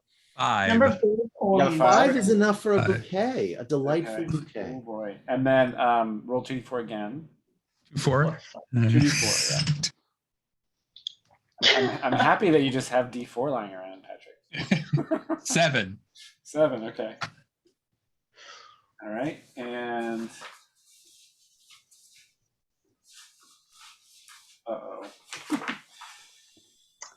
We fought the Mountain King, guys. We That's have right. nothing to worry What's about. 7 Chideki? I know. Like, We roll, Patrick. We roll a d20. what's 20 Chodeki? There we go. 19. I hate you. Okay. Ooh. Oh, that's 6 for each of us. Maybe I'll become the queen of the Chodeki instead. So that I'm was for liking the mishap, and actually, when you roll higher, generally speaking, higher is better, and a 20 for mishap is just something bothersome. So nothing terrible, but that first roll was something else. Oh, mosquito bite. Actually, No. I think what it is My is shoulder itches. Terrible. I think that there's a one of the dips you take into a little a small little I'm reading the Fellowship of the Ring out loud to Max. And I'm searching for those, Tolkien uses all those words for the dell or the dairy or the whatever. So you go into one of those things and there's a little bit of it's a little bit of a mire, and it's just full of gnats, right? It's just full of those summertime. It's like, well, they're bigger than gnats. They're like biting flies, basically. So you have to slog through, and Nurkon's like, oh, this size is too much. And so there's a little bit of like a slop, except I think I'm going to say Nabil is small enough and light enough to move across it without really leaving much of an impression. But the rest of you, by the time you get to the other side of it, you're like up to the calf, it's like mucky mud that just stinks from whatever's in the earth here. And, there's just like clouds of these things you have to like wave away from your face. And Nabil, well, Layli, actually, you're a little further ahead, and you sort of look back down at everybody, and you're trying to get out of these flies, and you get to the top of the next rise. And it is now, so the sun's actually gone down behind the mountains, but the sky is still light, right? So it's not quite dusk, but you're in the shadow of the Ageless Mountains at this point. And Layli, you hear voices off to as you're facing south, off to the left, so towards the mountains. And you sort of like, you stop for a second and, get behind a rock and kind of peer off in that direction. And in that direction, this rocky kind of scree-laden slope rises up. And near its top, you see the back of someone talking, like their back is in your direction. And they're talking to someone that's out of sight on the other side of this rise. And they just kind of like shake their head and then sort of step in that direction and out of the way. So you hear basically there's voices and activity up to the left. The person you saw, no. Will you roll a d6 for me, Beth? Yeah, sure. 4. The person you saw was an Ibn Aquin. So you saw the pointy ears. And the thing that you realize after they disappeared is that they have no tail. Okay. They're missing their tail. Is it Corgi? The Corgi folk. It just had it docked. Can I do I think I can like kind of sprint up there quietly so I can like hear what they're talking about before they sort of disappear off to wherever they are, so I can try to get a sense of what the fuck's going on? Sure, like a quick move silently. Yeah, like I just want to sort of like, on my toes, like dash quietly, get as close as I can to try to hear what's going on here. Let's see here. Yeah, so name and destination within sight. You're just trying to get within. You want to actually get within earshot, or do you want to get into a position where you can actually see what's going on? I mean, ideally both. Okay. Right? I want to see who he's talking to, this guy, as well. Then that's a dex roll. Alrighty. So, and I still got +1 forward, right? That's right. Yep. That's good. I'm gonna need it because I rolled a 4. So +1 is 5. +3 for my dex is 8. Yeah. So you're gonna have to choose. Do you have the list there of what you have to choose, or should I? I tell have you? just was looking.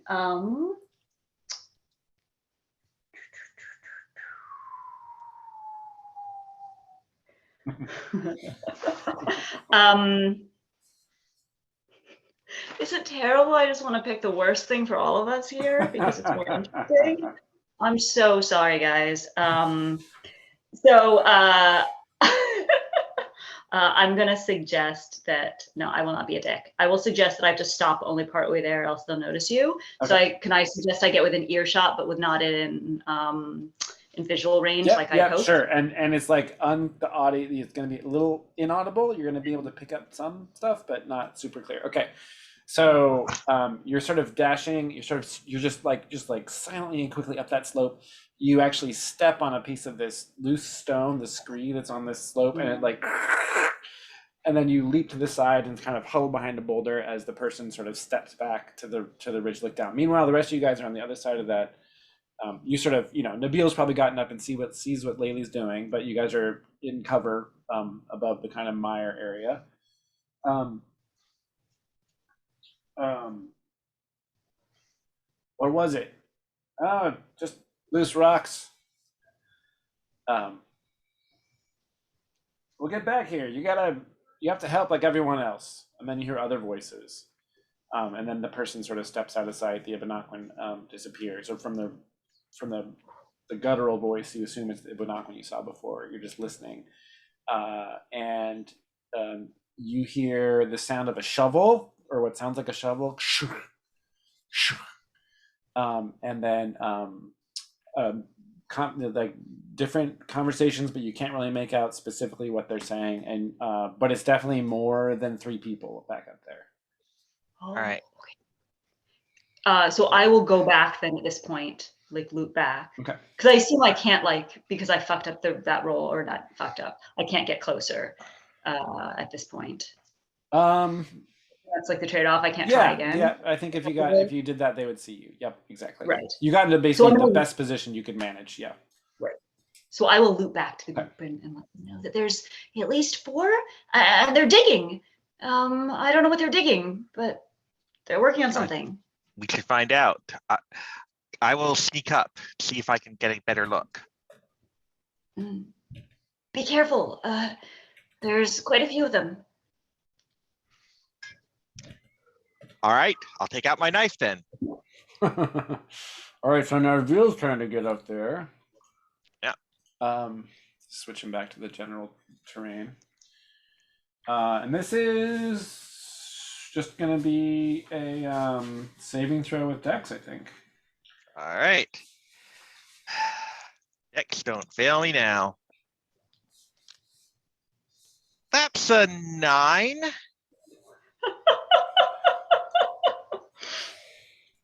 And So we're you know going to what? say, yeah, go ahead. I got to use a point of luck to bump it up to a 10. Okay.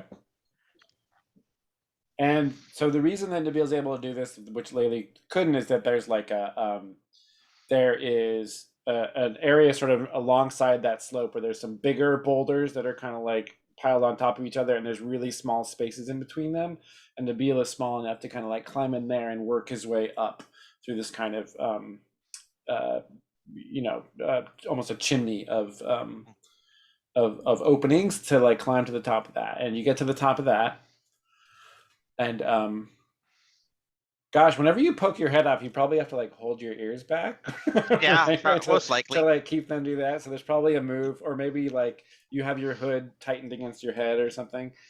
An ear band. He's got a little ear band. Ear band that holds in place. And you sort of so there's these boulders like this, and you kind of like one eye through an opening, and you are looking on like a rough right at the top of that rise. It dips a little bit, and then there's a kind of a flat rocky area. There's a little like a tiny little stream spilling down the higher rocks behind that and running past this area, and then going off in a different direction to the south.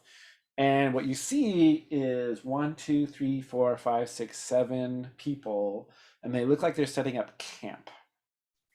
Somebody's got a shovel and they're digging out what looks like maybe it's going to be, they're just like leveling a different area. Some other people are stripping wood off of tree branches to set up some kind of tent or canopy. You see packs set aside. Not a ton of supplies, but it looks like 7 people on a camping expedition. You also you notice a number of weapons. There's like somebody's got a bow. Nobody's carrying their weapons except for a knife or a dagger here and there. They've got the weapons are set aside. But there's like a long axe. There's a spear. And a substantial club with like iron rings around the head of it. Oh wow.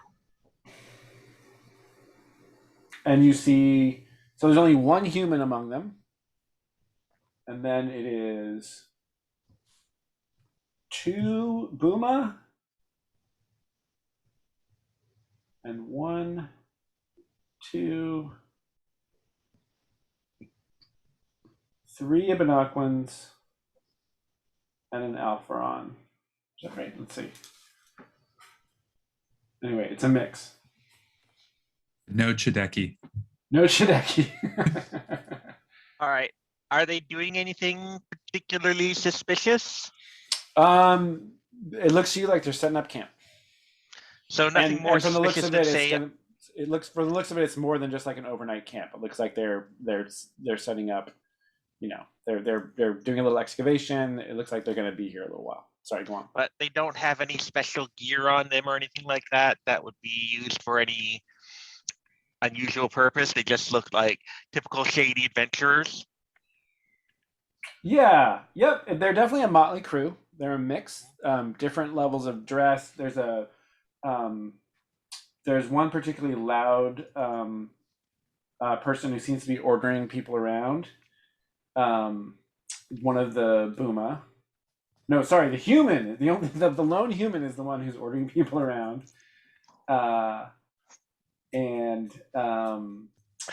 So they have kind of a harsh affect to them, but just kind of like looking at everybody else, they just seem like a mix of personalities, and there's nothing special beyond the gear. There's like some shovels, a hatchet or two, nothing, no unusual looking gear.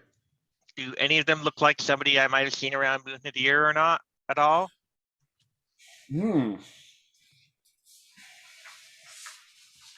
I feel like that's gosh, is that a luck roll? I think that's a luck roll. Yeah. Okay. Sure. That is a 10. Wow. Nice. Okay. Yeah, in fact.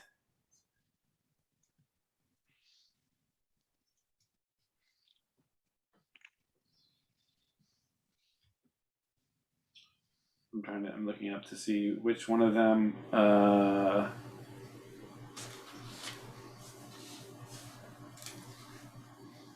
so the human, you feel like the distinctive thing about the human is that she has kind of rough cut, really greasy looking hair, sort of like a mullet, okay, and a round face, and you remember, and she's got this kind of, she's like ordering people around in kind of a nasty way, and you remember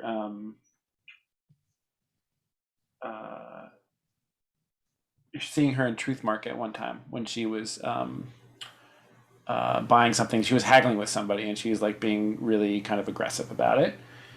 And then one of the Ibanaquans you recognize because he has kind of a hunchback.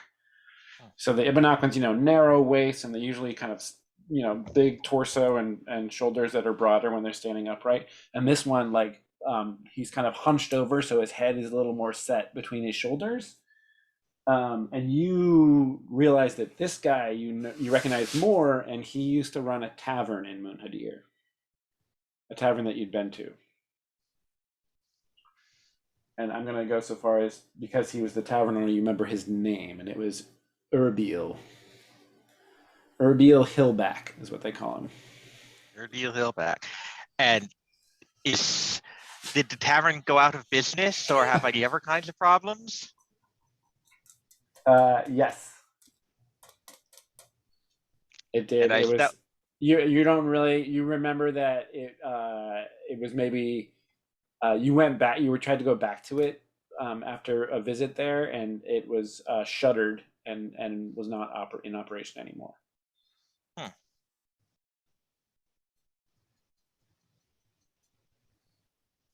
well then. The only reason you recognize Urbiel is because of the Hunchback. Even though he like tended bar there, he was really quiet and didn't have like a really strong personality. So it was really Right, only so- by the visual that you realized it was him.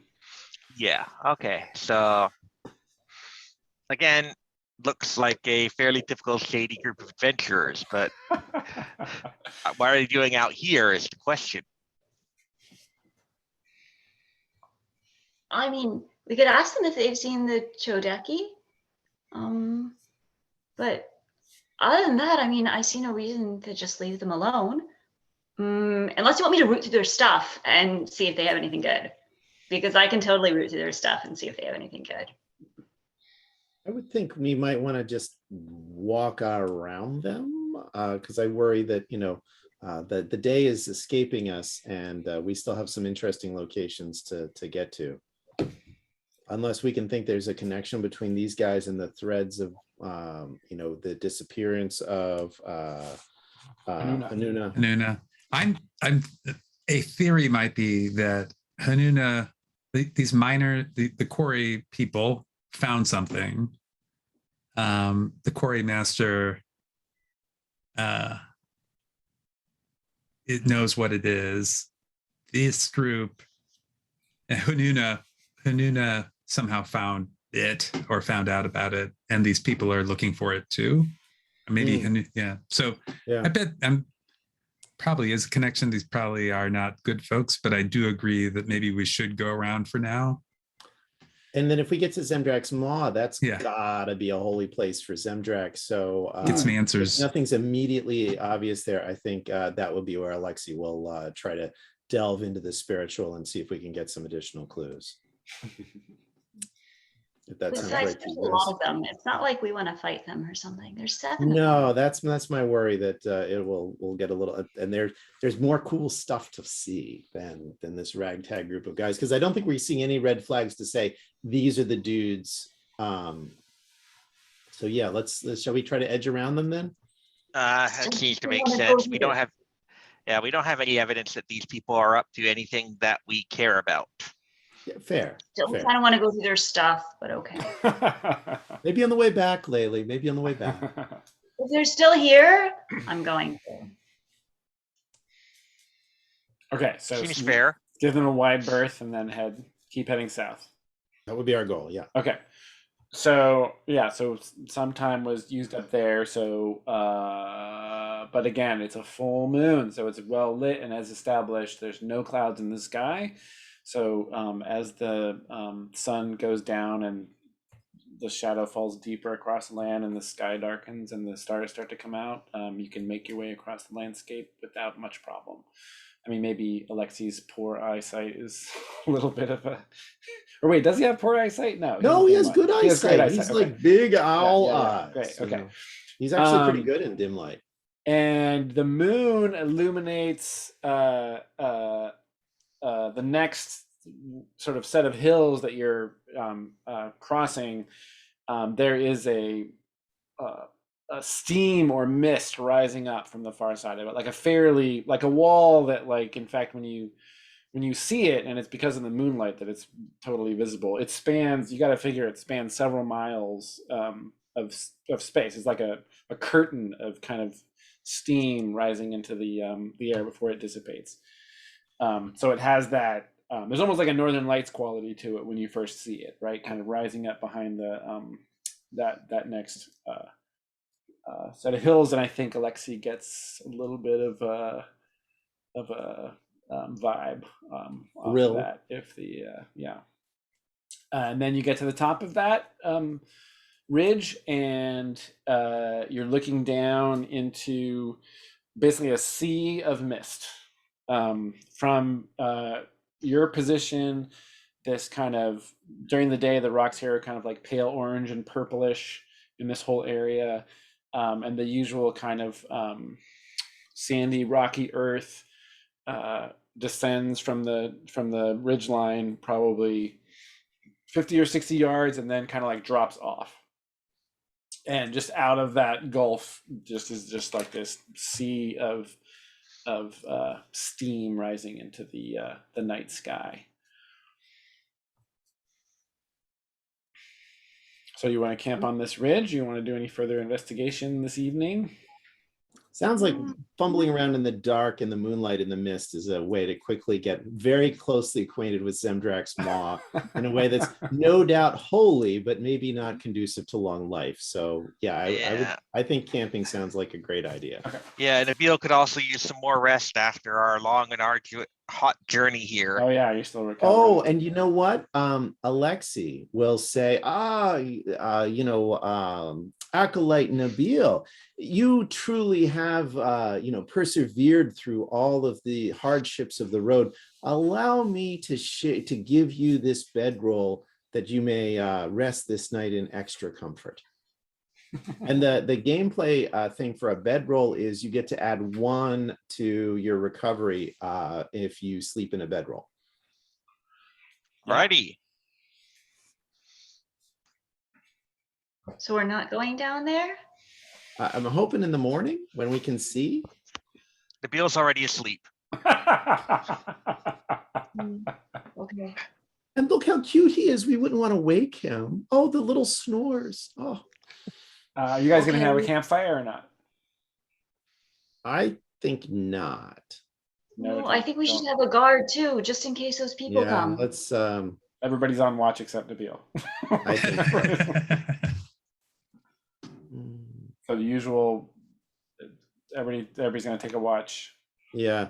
Sure. Alexi will volunteer for first. Oh, actually, no, put Alexi later because his eyesight's better in the pitch dark. Or can go. He can go first. Okay. I'll take the second watch then. Okay. So and Lexi will be last, and Nabil's out cold. All right, everybody consume a ration. Oh yeah, Nurkan. Let's not forget Nurkan. I keep forgetting that he's Or here Nurkan. too. I need like a standee of Nurkan so I can remember that he's here. Or like I need to call in with my phone on the Zoom so I can see his Come on, face Nurkan. with you guys. All right, and we're passing the night, so let's have Alexi roll this since we're near the Maw of Zemdrak, and you're gonna take +1 because of the safety of the region. And this is just straight up just 2d6. Yep, no modifier other than the region's safety. All right, that's 7 + 1 is an 8. Okay, everyone gets restful sleep. Those who ate and drank the night before get to choose 1 benefit, either heal hit points and ability points equal to your recovery, or take +1 forward to the first roll of the next day. One of I will those. take +1. I will take your recovery. Okay. Me too. And Nabil, let's see if the weather's any more forgiving this next day. 4. Oh. That's a This no, is isn't it? have worsened. I think that the way that they've worsened is that there's a breeze blowing up from the south, so all that steam, like you guys are woken up actually because the steam is now completely flooded this hillside. So when you wake up, it's like you're in a thick fog, except that it's kind of it's just super humid and warm. Having it actually flow across you makes you realize that it is in fact steam. There's like a heat in it. So it's making everything damp, and you can't see more than 5 feet in front of you. So there's not the glaring sun; it's protecting you from the glaring sun, but you're basically in like this super humid fog bank. On the Can we see which way to go? Is there like, I imagine there's a lip or an edge or a something where we can, this here, now you've arrived at the maw of Yeah. Zendra. So from the night before, you know that from your campsite another 50 yards, and then it drops off, and so you know it's downhill, and as far as you can tell, that drop off is the maw. Like Yeah. it's just like space, and out of it is coming all this steam. So you could carefully make your way down the hill to the edge. That would be one thing you could do. Yeah, Let's I look think in. yeah, let's go have a look and see. All right. I mean, do we know how deep this thing is? Can we tell by peering into it? When you peer into it, all you see is the steam coming up. So it's like you get to the edge, and you're looking over, and you're just looking into like a foggy, a little bit of sun is filtering through from above. So, and maybe like the wind blows this way and that, and you get a little sense of the edge of the underside of the cliff that you're on the precipice of. But from the most you can ever see at any given moment, even with like the wind blowing in the right direction, you can maybe see 20 or 30 feet down, and it's definitely deeper than that. The glory of Zemdrak is somewhat less impressive than I was imagining. I'm pretty sure I can climb down there. It looks kind of easy. Do you want me to climb down? Tell me you want me to climb down. I mean, if you really want to climb down. I mean, I kind of do, but I'm asking you if you want me to, because we're a group and everything. Sure. Oh, it also Is that how it smells. It's also a strong sulfur smell. That's the other thing here. Mm. I mean, I can at least see how deep it goes. A little rappelling on some rope. Yeah, or I mean, if there's not a place to top, I can scale sheer surfaces. Oh, that's right. You can scale sheer surfaces. Yeah. So It does seem like a good place to dump a body if you don't want to, anyone looking at it afterwards. Nabil says, taking some notes.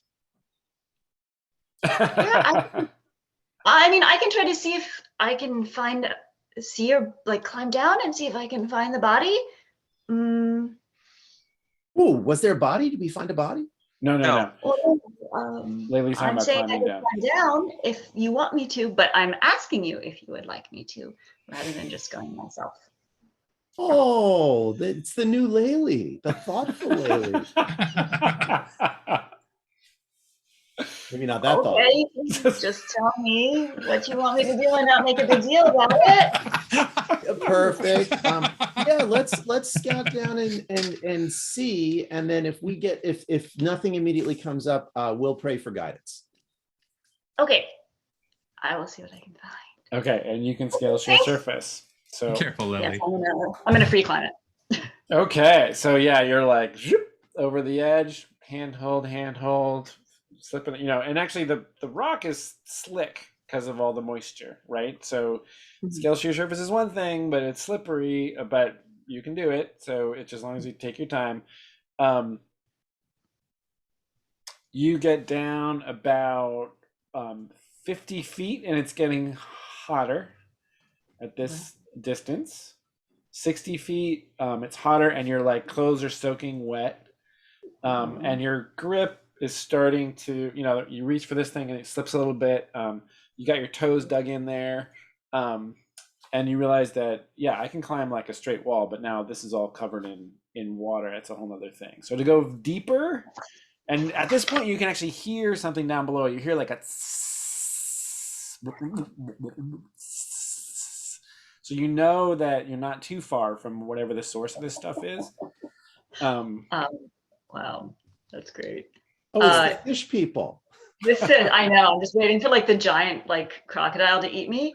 So this is when I climb something a person should not be able to climb, I can make a saving throw to try to do it as part of my scale sheer surfaces. So can I actually climb this incredibly slick rock then? Oh, you can totally do it. Yeah, if you make a save. Can I try to make a save to do that? Yeah. So I'm gonna try to do that and hope that I don't slip into the maws of a crocodile.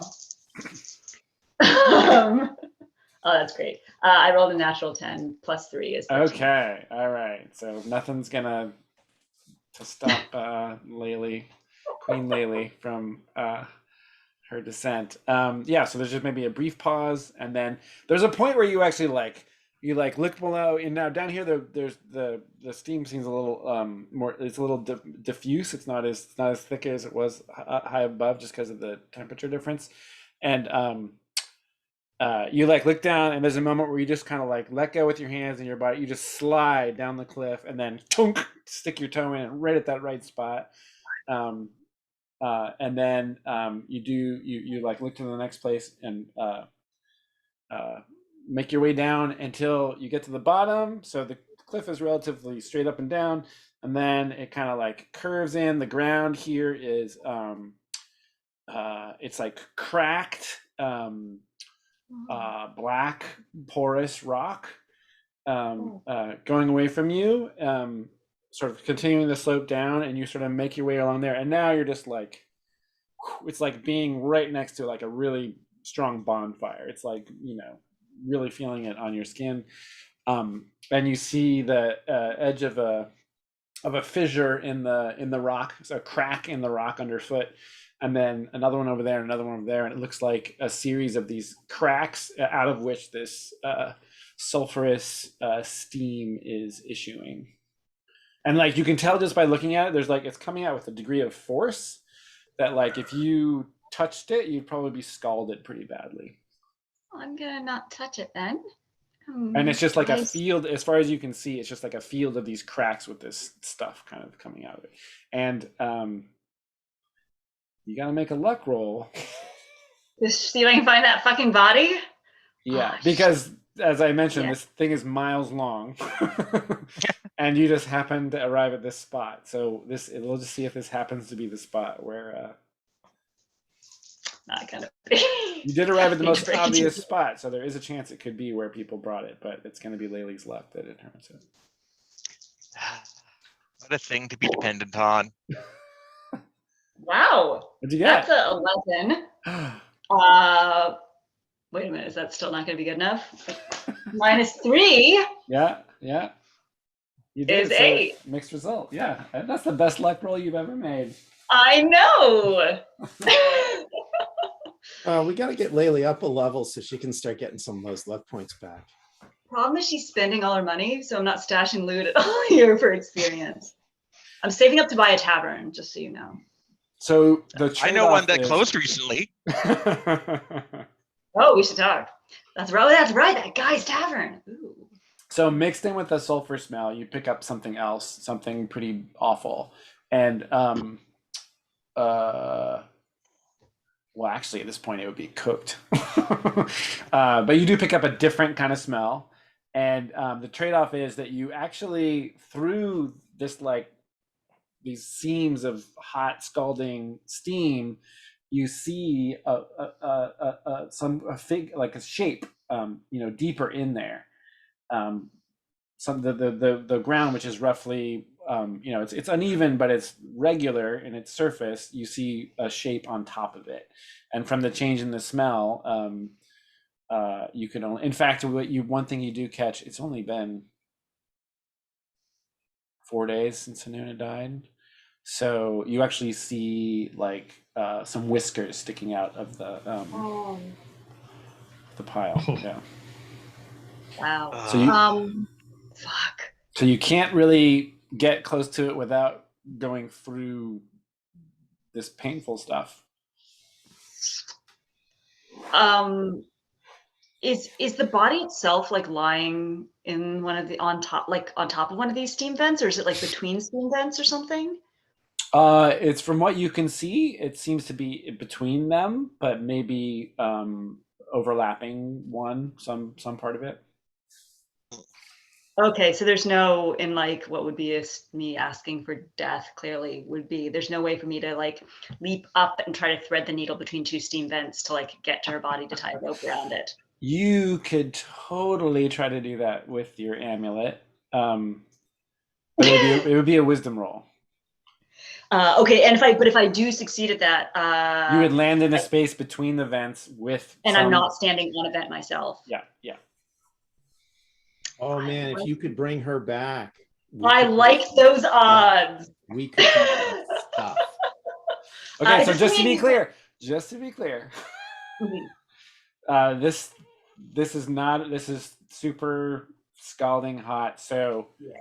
I think if you got a 7 to 9, you'd still get burnt. It Okay. would be 1d6, and if you got a 6 or less, it would be 2d6 damage. Well, the good news is I have 5 hit points. Yeah. Let me ask. I know I'm using a wisdom roll to kind of control my Yeah. amulet here. Do my acrobatics also come into play? I'm just wondering if I'll be able to use Absolutely. take the fucking roll. Bringing this girl home. We are we are actually. So I roll an 8. I have +0 to wisdom. Is that correct? I have +0 to wisdom. I'll spend 2 cunning. I'll push it up to 10. Okay, awesome. Great. And can you describe just briefly what that looks like when Laylee Yeah, I makes think move? that she's like hanging onto the rocks, right? And she kind of like she's like, what? I've been playing too much fucking Hollow Knight. It's like a platformer in my head. But I think she's like trying to climb when these like bursts of steam are coming up from the ground, and then like, you know, at sort of that moment, she just like pushes off the rock, leaps in the air, and just like lets herself fall. So she like just drops straight between them, and then just kind of lands hard, you Awesome. know, balanced between these 2 steam vents. Love it. So the amulet maybe gives you a little bit when you do that first push off, it lets you maybe like slow yourself down just a little bit, and then and then you hit the ground, and there is poor Hanuna. What is left of her in her sopping wet cloak, and you know, it's so hot down here that like she's basically cooked. And there's no like putrefaction or anything has set in because of the ambient temperature and whatnot. So yeah, not a pretty sight, and not something Laylee looks at very much, but there she is. I mean, I thought about tying a rope about her, but I think actually it's going to be easier if to just pick her up in my arms. Her barbecued body, If or I guess that's the thing you want to body, do. and jump out of there like holding her body. And like and like jump all the way. I think that's it. We'll say you got all the way in here. I think you've earned the escape. So everybody else is waiting up there. It's been a good 20-30 minutes, and then Laylee's dark shape shoots up through the steam and alights on the edge of the cliff there. And it's very clear that Nabil's auntie, fits the description. All right. Oh, Should we do it? Should we do it? Can you Jason? talk to her? Oh no, we're not talking to her. We are gonna bring her back. What? You are? Oh, Can you do Jason, that? I happen to, Alexi happens to be have 6 favor. And you're in And the the holy most place. hubristic thing we can do is resurrect, Yeah. which Holy is cow. miraculous. Yeah. We are at the Maw of Zemdrak, Yeah. probably his holiest site in this whole area. And this woman's poor body was thrown into Zemdrak's maw, which is clearly an injustice, because the people of the West must be healed. I've even made up a little song. Well, if that's the I'm case. here for the song. And apologies to you all. Hanuna was thrown into Zemdrak. Hanuna was murdered, you see. The people of the West must be healed, so bring back Hanuna. Chorus, Nabil, Everyone, chorus. all together now. That's right. It's got like a slightly different melody, so like you have to Bring parse back. the lyrics to really get the joke. Yeah. Wow. Okay. Let's I thought undo Robo this was horror supposed that to be was the done. bard. So I guess to be clear, on a 10 or more, request is granted. 7 to 9 request is granted with duration 1. So okay, so we'll say on a 10 or more, it would be you do it. The problem is on a 7 to 9, she wouldn't be alive for long. Or, I mean, we're not talking. I mean, your goal would be to resurrect her and obviously restore her body because her body, right? Yeah. Like, okay, so that would be a 10 or higher. 7 to 9.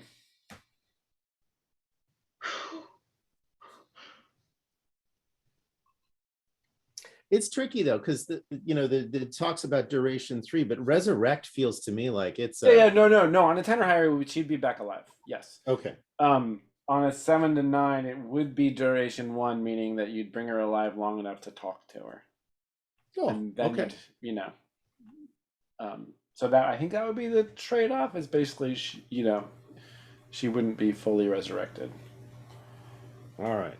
So you would need that 10 to really make it happen. So what do you I'm sure you've done all the calculations. What's the Not yet, actually. It's happening. So hubris is, I think we can all agree that's a hubris 6. So that's -6, +1 for holy symbol, so -5. Yeah. I'm Jason. I'm going to make a request of you. +1 if you occupy a place sacred to your face. Oh, I'm going for to sure, ask for for a sure. +2 for that, just because this is it. Like, this is not a church. This This is isn't not a- the Mob Zemdrak. It's just a Emos. just a Mob Zemdrak? Like they're all over? Okay. I mean, they call it the Mob Zemdrak, but like, They don't mean it? well, hold on. If you It's can Alexei establish, means it. okay, I will let you first establish that this is in fact The like Mob. an original holy site of the faith. Okay. And if you can establish that, then yes, you'll get the +2. Okay. And establish is intelligence. Oh, great. My strong suit. Here we go. Establish. Oh, well, actually, a 9 -1 is an 8. Okay. You're right, but there's a caveat.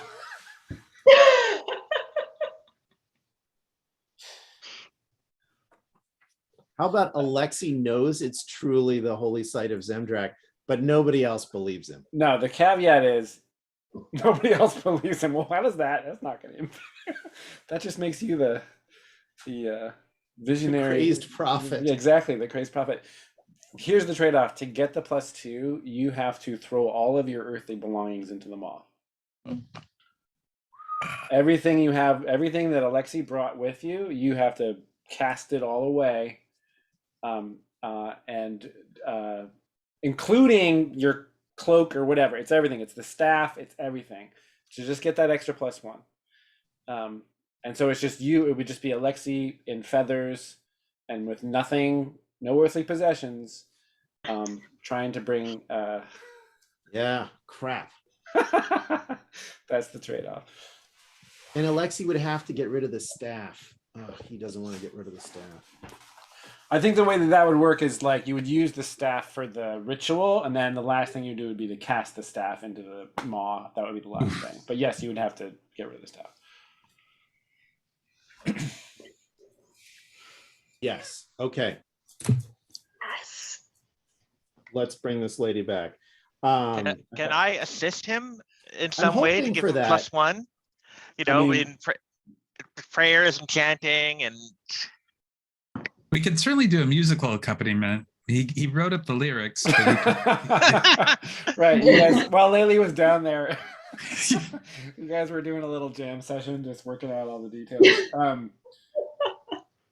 I think combined, I think that's great. I think, but Boga and Nabil together will give a +1.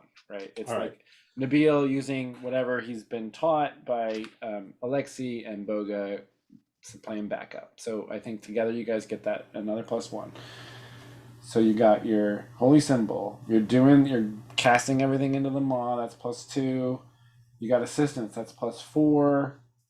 So you're at -2 right now. Well, so here's how I'm doing the math. -6 for hubris. Yeah. +6 for burning 6 favor. Oh, okay. Yeah. And so that gets us as even. +1 for holy symbol, +1 for Zemdrak, +1 for the cheer squad. gets us to +3. Yeah. Yeah. And you know what? Yeah, Alexi's going to exemplify. He is going to. Oh, here's a question, Jason. If Alexi does toss this all out, surely this would count as exemplifying in terms of the negative consequences. Do Oh, we? actually, wait, is the plus? I'm sorry. Plus is this is, we can use charisma, right, as a plus because to this, or is this not a? No, because that's what you use to. This is purely based on you can. Gotcha. All right. You can You know spend what? that your favor is your resource that you get to use on this. All right. Yeah, Alexi's gonna do it. So this will be at a +4. Okay. No, this is all the faith, and then here's the terrible singing. And let's bring Hanuna back. Here we go. Oh my gosh. It's gonna be so sad if this is not like if we don't get her back. You got this, man. All right, here we go. It's a 6 + 4 Yeah. is a Yeah. 10, my Okay. people. And if Alexi had held on to his earthly possessions, including the staff, oh, will you give me a grace note on the staff? Sure. Can I describe what happens to the staff? Oh, absolutely. So as the staff goes out, the maybe the steam catches it, and it starts as part of Zemdrak's, kind of favor, that it starts spinning and spinning, and each of the prayer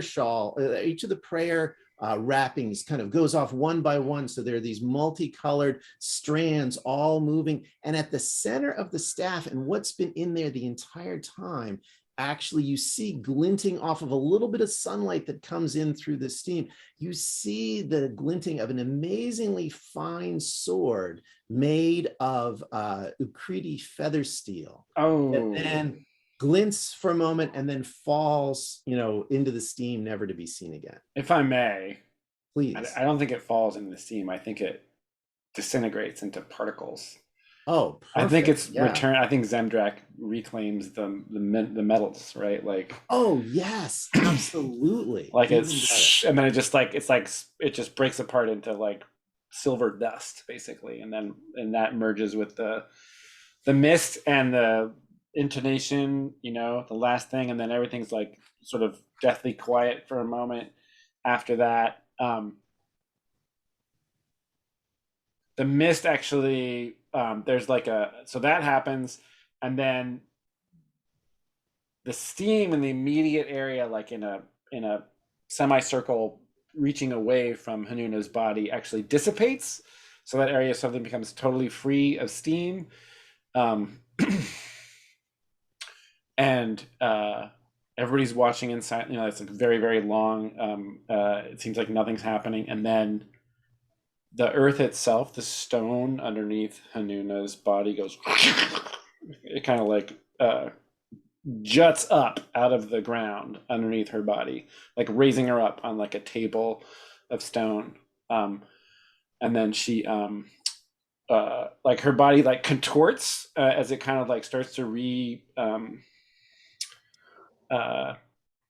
what's the word I'm looking for? It starts to like recover to, and then she kind of like flexes back and forward and sits up and gives out like a huge she lets out like a terrible, like a cough that sounds like it just makes everybody in the base of their spine feel like be super aware of their mortality, right? She gives out this cough that like touches all of you like at the core, and then she like inhales, she like takes this huge inhale and her eyes open wide and her cloak has fallen back, and she looks around at all four of you and sort of like holds her breath on the inhale, and then this look of realization comes across her face, and then she breaks down and starts sobbing. She All just right, breaks down. Nabil prostrates himself and starts genuflecting and praising Zemjak. He's going to be doing this for a while. The rest of you can go ahead.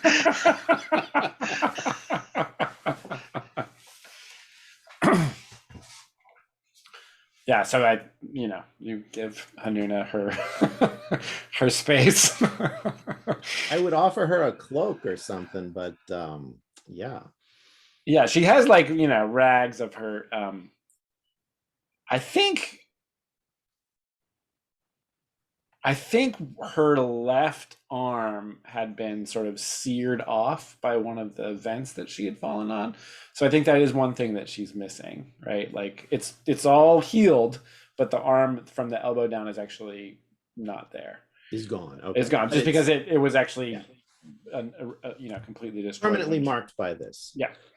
So after comforting her, I think we would like to get a little interview and maybe move to a slightly more comfortable area and probably camp there and hear her tale. I think Nurkan, very gently, once that happens, and he sort of like, checks with her to make sure it's okay, and then Nurkan like gently kind of like picks her up, and carries her up the hill back to your camp. And when you emerge from the, after that moment, the mist kind of swept back in, and the wind starts to blow in the opposite direction. So when you come back up to the to your campsite, it's blue skies overhead, and it's about midday. Nabil will be with you in an hour or so. He's still down there. Yeah. It's got to be like a prime number of prayers, right? It's got to be like Yes. a 31 or some, and it might be a prime number of prime numbers. Right. Nabil's not that good at math. Oh my God. And if he forgets, he makes You missed the himself go prime. back. Oh,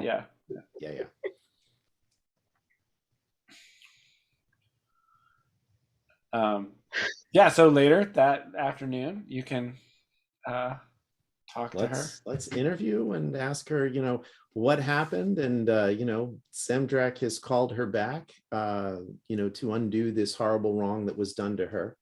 And we are here because, oh my gosh, what's our friend's name? Al-Haki?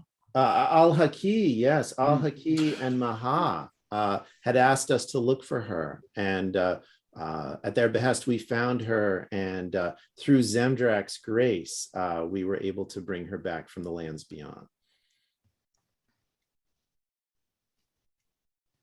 And we would very much like to know what happened. So it takes her a long time to talk. Yeah. She's basically without words. She like tries to say a couple things.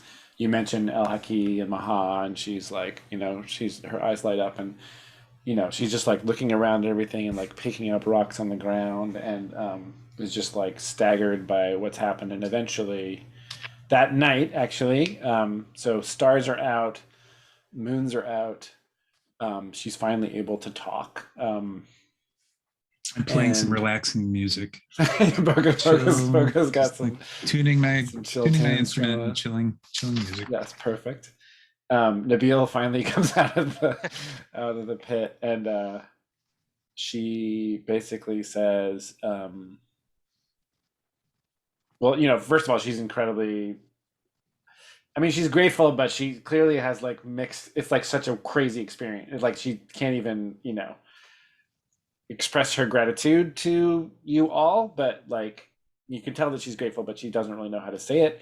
But the question arises, and you you want to know kind of what happened, and she says that she had visited her friend Hassan Nuha in Beit Alma on the second day, and then I decided to visit the quarry on my way back to see how their work was going, and I got lost, and then found my way to the camp from the south. But when I was coming up the ridge, I ran into Ifat. Do you know her? The quarry master? We have met her. We are not friends. And she touches her chest and she says, I was wearing my moonstone necklace. And you guys remember that when you when you had met Huna briefly on your previous visit to Witch's Hill, that she had a necklace with a moonstone on it, and she said, "I usually keep it hidden inside my tunic, but I love walking at night with it out because of the way it catches the light."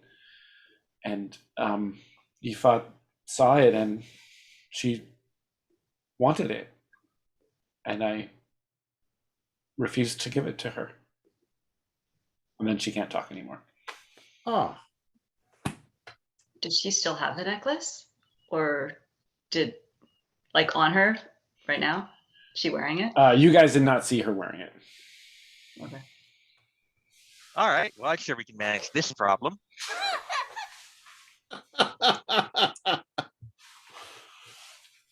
well, here's actually a mission question for us. Do we go back and pursue vengeance on Ifat, or we've got about 45 minutes left? Do we bring our new friend and push on to see if we can find this new place? I feel like we probably should resolve this matter. I think so too. And then return And at a we later continue date. our Yeah, and come back continue our for fine tradition of, getting completely distracted from the mission we were supposed to be undertaking, and and then eventually a month later get back to it.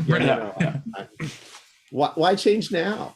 And we have motive and opportunity and a And a newly witness. resurrected person. So yeah, let's get now, if I may say a few things about Alexei. He looks very shamed at being without clothing. And one of the things he tries to kind of conceal by always trying to face whoever he thinks might be looking at him. But you see that on his back, where normally you would expect a lot of plumage, there are very few feathers, and underneath you can see like a lot of scarring. It looks Oh pretty, man. yeah. Wow. And so why Alexei's not flying may actually be a little clear to folks. Oh man. Wow. But that's something he is not, so he is really like, hunched up and kind of, So hopefully Boga somebody always, tosses him a cloak. Boga But always travels with a spare cloak, because he is hirsute and hirsute. And yeah, so Boga's happy to lend you a cloak. Alexei is ridiculously grateful for this. And just, It is a very sharp cloak too, just so you know. very ashamed. Well, we'll glam up a little bit. Can I ask Hanuna if she remembers what happened when she died? Like, where do you go? What's it like? Is it lonely? All I remember is the night sky, constellations all around me, and the blackness in between them, deeper than it's ever seemed. Were you scared? The Moon Sisters were with me, all three of them. Umalaya had returned. They were all full and surrounding me. I felt that peace. Do you wish you were still there? No, this is the place I need to be. I cannot believe these things have happened, but look all around us. No, this is where I want to be. Okay. Well, that's good. Because this place isn't exactly peaceful. So. No, but with my family, with the Shard Seekers, with Aki and Maha, I'm happier than I've ever been. With my new friend on the river, this is was the best time of my life before it ended, and now it's begun again. That's good. And she like wipes her eyes. And do you want us to, I guess, get vengeance for you? That's sort of the, I guess that's what we would do. Do you want us to? I mean, is that what you want? Vengeance. But Just the person who did this to you. Ifad, it is perhaps not her fault that she was greedy. Who knows what has happened to her in her life? It was not right, of course, but I do not want vengeance. She must know. Perhaps I can speak to her. Maybe I will tell her what I have seen.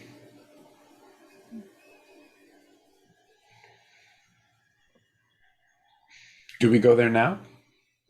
Yes, we do. You know, my friend Alexi told me when I was thinking about killing someone that you have to give people chances to like atone and become better people and everything. And so maybe by talking to her, you give her that chance to do that, and it's the right thing and stuff. Maybe. I mean, Umalaya was destroyed, killed by Liamut, and when I saw her, she was whole again. Maybe some part of Ifat can be made whole also, as I have been. All right, so that's you. Let's go. You guys are marching across the hillsides of again giving wide berth to that camp you came across, I assume. And a little bit of business. Can Alexi pray once before we leave the for sure. Mall of Zemdrak? Yeah. So that's +2 plus your wisdom or charisma modifier. Or charisma, I guess, right? Yeah, either same. So it's +1, +2 for holy symbol.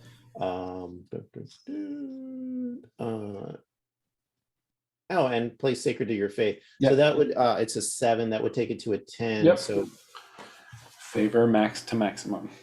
Right. Wow. Gosh, Zemdrak, man. Wow. I didn't think that was gonna happen. All right. Well, while we're doing that, can I take a moment to center myself and reset my awareness just in case? Yeah. I think that'll be. Yep. Absolutely. And everybody mark a ration for that return. Sorry, I trip. just saw the chat. That's hilarious.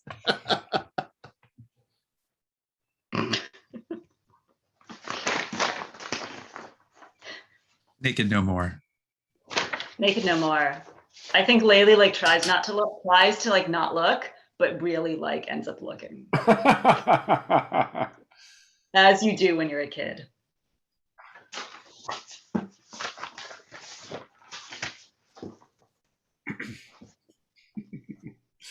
Okay, so you would get back to the quarry at night. You can camp at a distance and come in the morning. It's up to you guys how you want to approach that. I think in the morning with the whole crew of quarry folk out and working. That's the way to go. Rise. Yeah. All right. Nowhere to run. Olga, Or Ken? should we not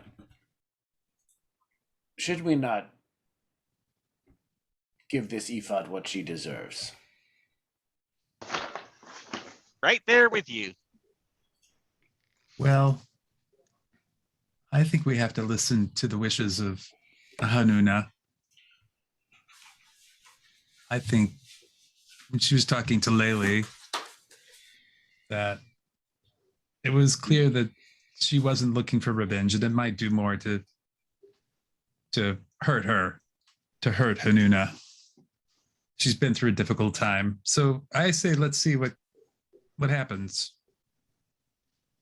You must be careful that this person, though, does not seek Yeah. to silence those who can speak to her guilt.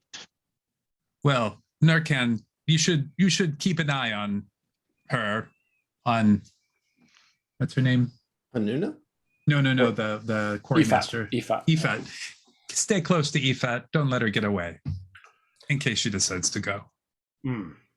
Are we going to attempt to bring her to justice? I was hoping we would give her an opportunity to change. Maybe? Right. I think that's it. And that's what I'm telling Nurkan is like, let's just see how things roll out. Oh, are we going to come in with Hanuna in a cloak with her head covered and then march right up to Ifat and demand to speak with her and then have Hanuna flip it back? Totally. Like in front of everyone kind of thing? Yeah, maybe, Yeah. Oga, this Zemdrak, what do you know of him? Nurkan, I am not a very holy fellow, but the signs I've seen and the miracles I have witnessed have been beyond the songs that I have sung and the stories and the legends I have read. That to witness these has changed me. And so that you guys are walking behind Alexio. So Alexi's ahead of you wearing your cloak, right? Like out of earshot. When you were in the caves, Alexi, he spoke to the dead. He spoke to the dead with the help of Zemdrak and brought closure to the ones that survived, the loved ones, and that was good.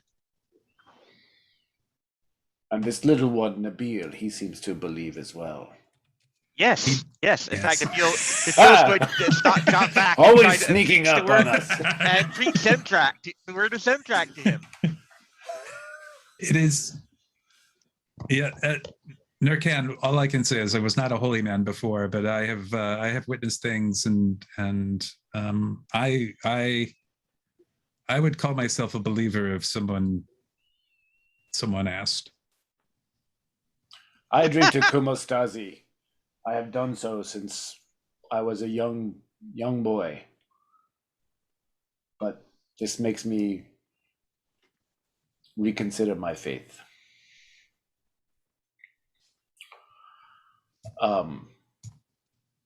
Oh, and another thing, when will I get paid?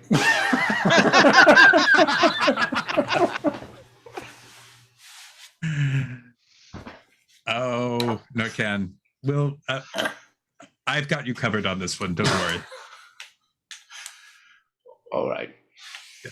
You've been There's good to me probably so a far. extra fee or a rider in his contract being exposed to naked Booma is like I'm not gonna have anything left. the stress. Okay, so headed into the camp in the morning. Yeah, headed into the camp. Oh and yeah. if you guys are cool with it, I think we should march right up to her. Totally. and- Yeah. Absolutely. and like go in with big drama. And now, do we have to humiliate her in front of the whole people? Like, if she's in her tent, we should just go into her tent, I would think.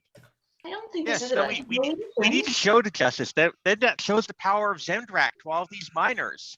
It's Oh, a chance wow. to convert them Oof, en yeah. masse. Oh, they would have It's a seen her miracle. dead. Yeah. Okay. Love it. I mean, if you guys are cool with it, are you guys cool with it? Yep. All right. Feels all ready to do the preaching. Wait, Sounds the so actual successful. preaching or the stab in the back preaching? No, the actual preaching. Preaching. He's got that 18 charisma. He can, Oh, might as yeah. well Actually, yeah, let's get this kid in front of a crowd. Because my hope would be that we could present this as a miracle of Zemdrak, which it most certainly is, but to do it in such a way that we're not immediately humiliating Ifat in front of everybody else, but also with some pointed words to double meaning it and say that, what has been done is now undone. And, gosh, how do we say this? That people can no longer have to feel guilty about the things that they have done, but maybe it's an opportunity for them to change their direction and improve make better choices next time. And for the rest. as he did for Nabil, Sandrak has revealed his treasures from the earth in the form of this Buma here. I think we got to get Nabil consecrated and get him into some orders. Hey, level 4 multi-class. So you guys head down into the, there's the chink of the, they're chiseling out these chunks of limestone, and one of the carts is laden with some blocks, and Nurkan kind of breaks off from you guys and heads around to the lowest point of the surrounding hills to, the obvious kind of exit point, and just kind of is going to be security in case Ifat tries to make a run for it. You appear with a second Elfron cloaked, and there's the chink, and then somebody's pickaxe stops, and they turn and look at you approaching.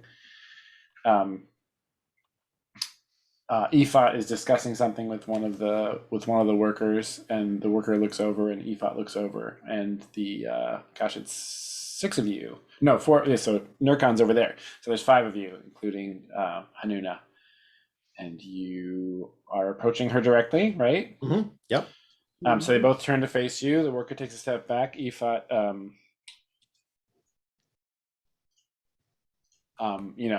stern brow, sort of takes you all in, and then looks at the other small cloaked figure and sort of takes a step back, and definitely looks wary and tense. And who's leading? Or what's going to happen next, I should say. Reveal? All so right. just like no preamble. I think this is just... Nabil's moment, Yeah. Oh, So okay. So at that point, Nabil bursts out with, "Behold, the glory of Zendrak! She who was slain is now returned to us." And Hanuna throws her hood back, and then people drop their X's. There's gasps, murmuring.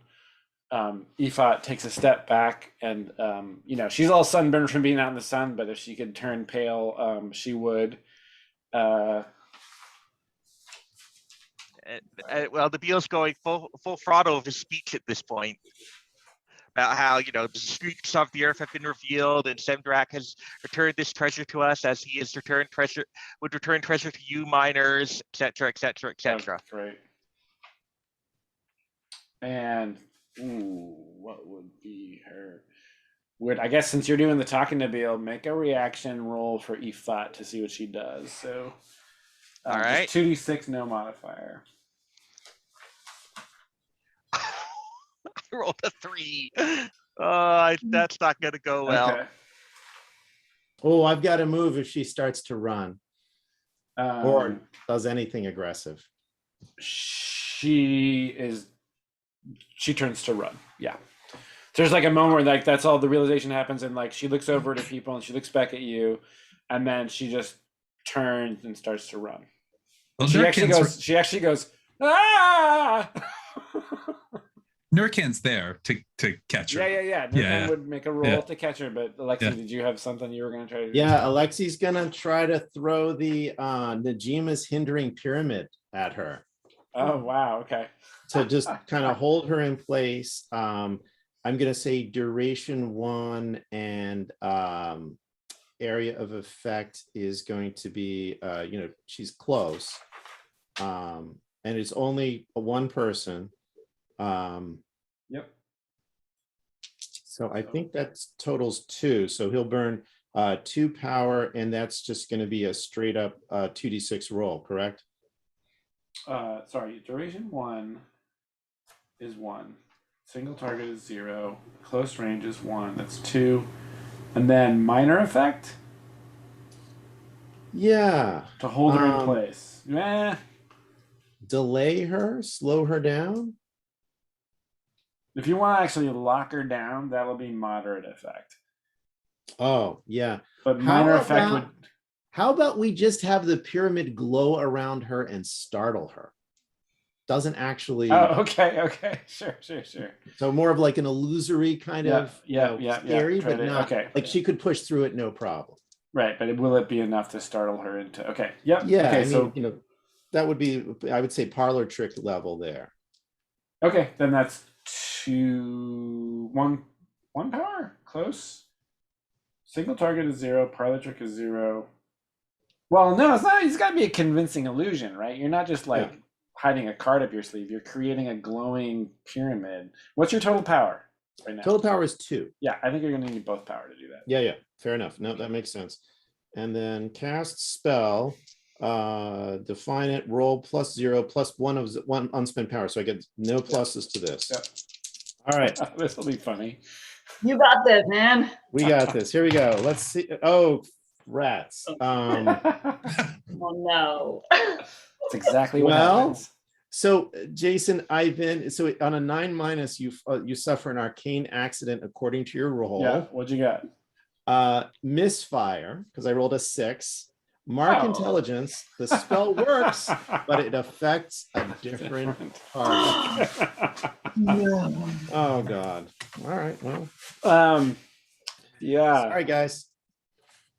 So, Oh, then geez. Is it Kevin gonna actually, hit?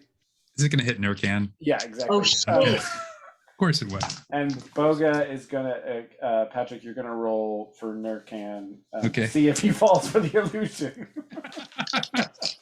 Let me just real quick. Let's see, Nurkan.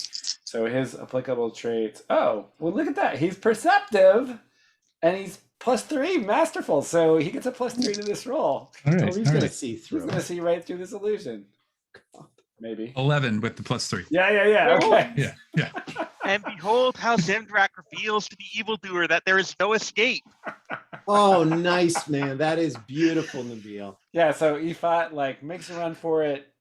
You chant a few words and make the gestures, and the pyramid goes, but it appears around Nurkan, who is moving to intercept her.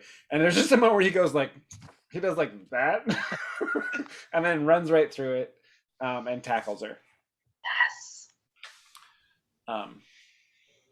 And yeah, everybody gathers around, and he like stands Another up, miracle. and he like picks her up by the scruff of her thing, and like has her arm scissored up behind her back so that she can't move. And she's just like rearing back, and she's looking at you guys as you. And no, I guess he brings her over to you. Actually, you don't come to them. And she's just like looking at Hanuna. How can anyone doubt the power of Zemdrak at a time like this when the dead rise from their graves to seek justice? I You'll say see a to miracle Ifat, before your very eyes. I'll say to Ifat, I'll say, you need to listen to Hanuna. You need to listen to her and what happened to her, and you need to think about it. So- Nurkan says, "In the tent with you." And he, because Hanuna wanted to talk one-on-one with Ifat. So Well, possibly 1-on-2. Like, I think we should leave Nurkan on there to make sure Ifat doesn't like Yeah. give us more work to do, because I don't think I yeah. got another one of these in me. yeah, he's going to be security. So they go into Ifat's tent, and you guys aren't really privy to what goes on in there. Okay, Why well, not? Nabil just keeps preaching. That's right. Nice. Everybody's like gathered around. You definitely got their attention. This is like a pretty miraculous thing that's happening here. And gosh, I'm curious about Hanuna.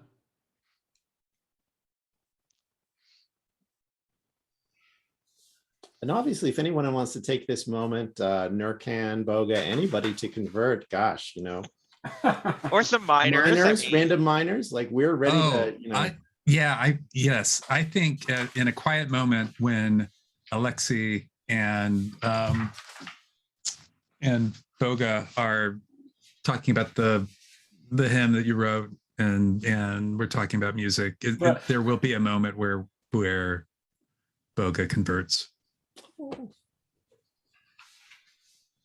That was a big, the resurrection was a big moment for sure. I mean, it was technically on the 4th day, not the 3rd. But,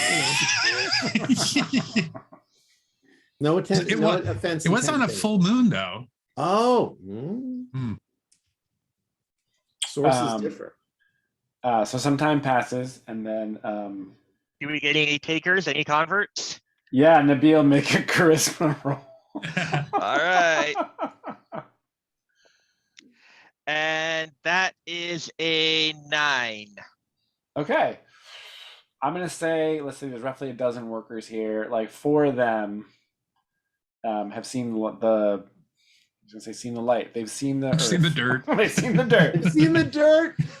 They've seen Yeah, the they've seen dirt. Hanuna return from the dead. Yeah, so 4 of them are just like, nodding their heads and listening to Nabil's words and hearing the story of what happened. And other ones are, there's a couple different groups. Some people are talking over here, etc. And then Ifat and Nurkan and Hanuna emerge from the tent. Hanuna is wearing her moonstone necklace, Oh, Oh, nice. and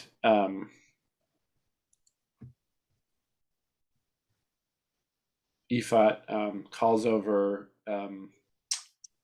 that worker who knew you guys from Demir, and they have a little conversation, and then the gist of which is she is turning over the stewardship of the quarry to this other person, and Hanuna has forgiven Ifat and has asked her to come learn from the Shard Seekers. Whoa. Yes. wow. You're gonna So- learn to talk to birds. She's not gonna learn that. It's like, it's like almost like not really a penance, but like to come, live our ways with the, to find peace, basically, for, a troubled heart. And so Ifat is very clearly humbled, like, totally different person than you saw when you first arrived in the camp. And just really doesn't know what to do with herself. But Hanuna tells you the situation.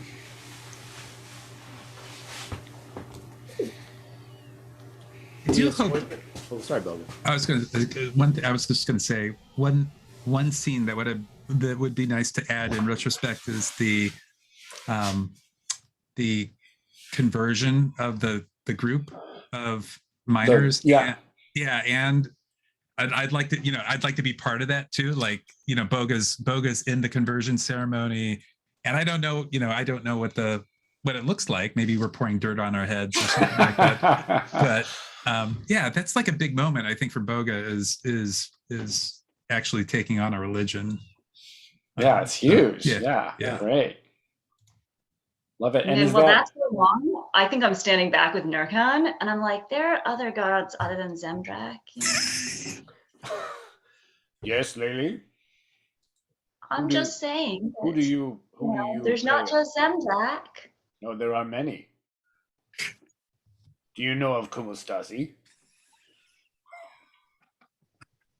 Nope. Let us But you're drink gonna tell me together. about- What's that? Okay. Okay. Better than this. So I think that night there's a little bit of a celebration there. Everybody's celebrating their own way, songs. So everybody will spend the night And I there. think it is a baptism of dirt. I mean, I hate to say this. Yeah. I know it's not- But I Yeah. do think that, it's a recognition that your flesh is the same as the dirt, and the dirt gets, kind of sprinkled over you. You don't actually have to eat dirt, thankfully. More symbolic dirt. Yeah, and there's some serious resonance with these people who cut stone, right? Yeah. In fact, Oh, Yeah. absolutely. Yeah. Absolutely. in fact, the 4 that you got are among the people that have. Some people here are totally new to this this work, but the 4 people that you got are actual stone cutters. So. Oh, nice. Yeah. Yeah. Does Great. Boga is Boga going to start wearing like a icon of Zemdrak or something like that? Is there an icon of Zemdrak? Have we established? There are icons of Zemdrak. Yeah. Yeah. I'll be What? on the lookout. Yeah. Let's say that.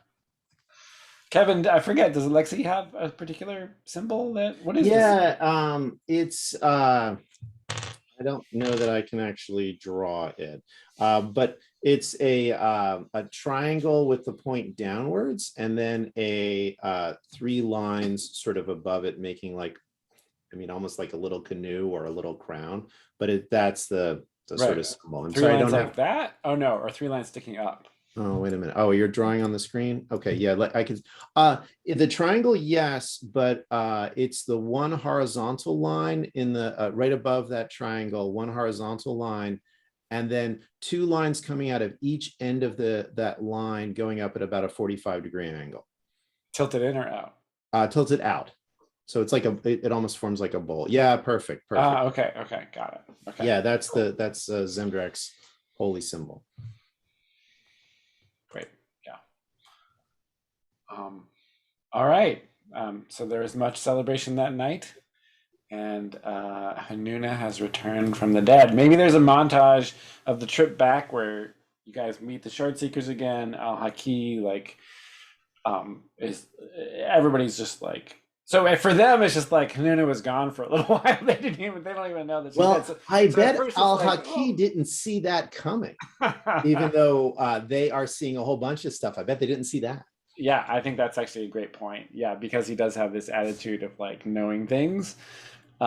He seems genuinely surprised, and everybody first is just happy to see Hanuna again, but then once they hear the whole story, it's like a whole nother thing. Oh, and can Alexi also mention to Hanuna as we're going up that this return to life is a gift and not doesn't come with any bond or indenture, that Zemdrax has given her life back and it is hers to choose what she will with it, and she does not owe Zemdrax anything for this. Like that, because sometimes people might feel, I think, that this would incur a bond or a debt or I've redeemed your soul for Zemdrax and now you are Zemdrax, and that is not the vibe. It's very much, this is a gift. You are, it's up to you to decide what to do with it. Your God is kind and generous. I will take that to heart. But I will always, but the 4 of you, the 5 of you, it may not be a debt, but you have my faith in you as people.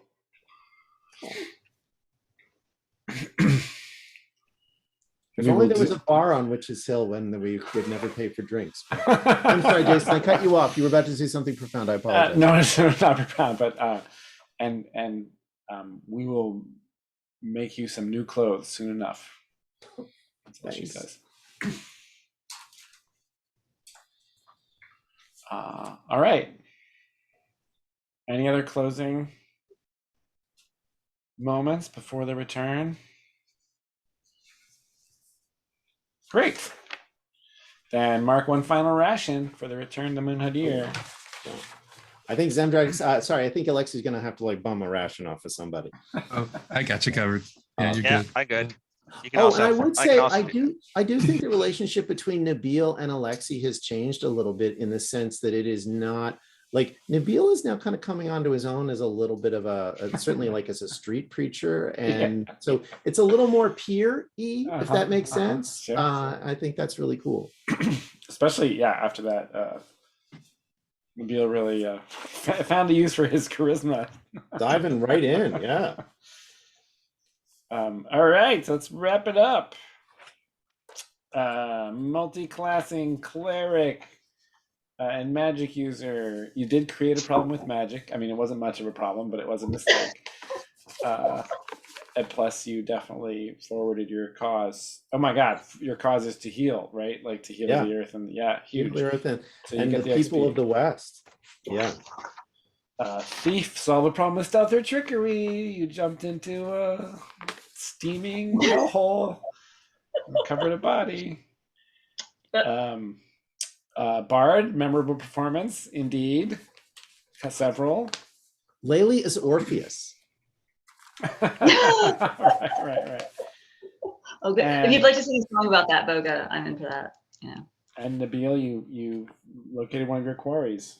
I did. Oh my gosh, yeah. Traits, starting with Boga. I'm responsible. Giving Alexi the cloak. Oh, yeah. Excellent. Great. Aw. Alexi. Kind and greedy. I think I was early on. I was going for drinking all The that water. water Yeah. at the well, but now Very I think we're kind. going to go with probably kind as well. So For sure. Yeah. Mhm. Laylee. Oh my God, Laylee, are you gonna change your traits? Impatient. You were. I know. I not right now, but I think Yeah. that she's Down working the on can road. it. Yenta be a trait? I think it's Yentish. Ah, there we go. Yentl. Little Barbara Streisand. Meanwhile, Lily continues to be and probably will continue to be idealistic. Yeah. at least for Oh the my time God. Yeah. Friendship will solve everything. Oh yeah, that was great. being. But it will. And Well, it has so far. Nabil. I know. See, no reason to get that one. Pious. Pious. Oh my God. Oh yeah. Wow. I helped convert four miners to worship Zendrak. I think I get that one. I totally do. Excellent. And okay, alignment goals, Boga. I'm neutral and doing something for self.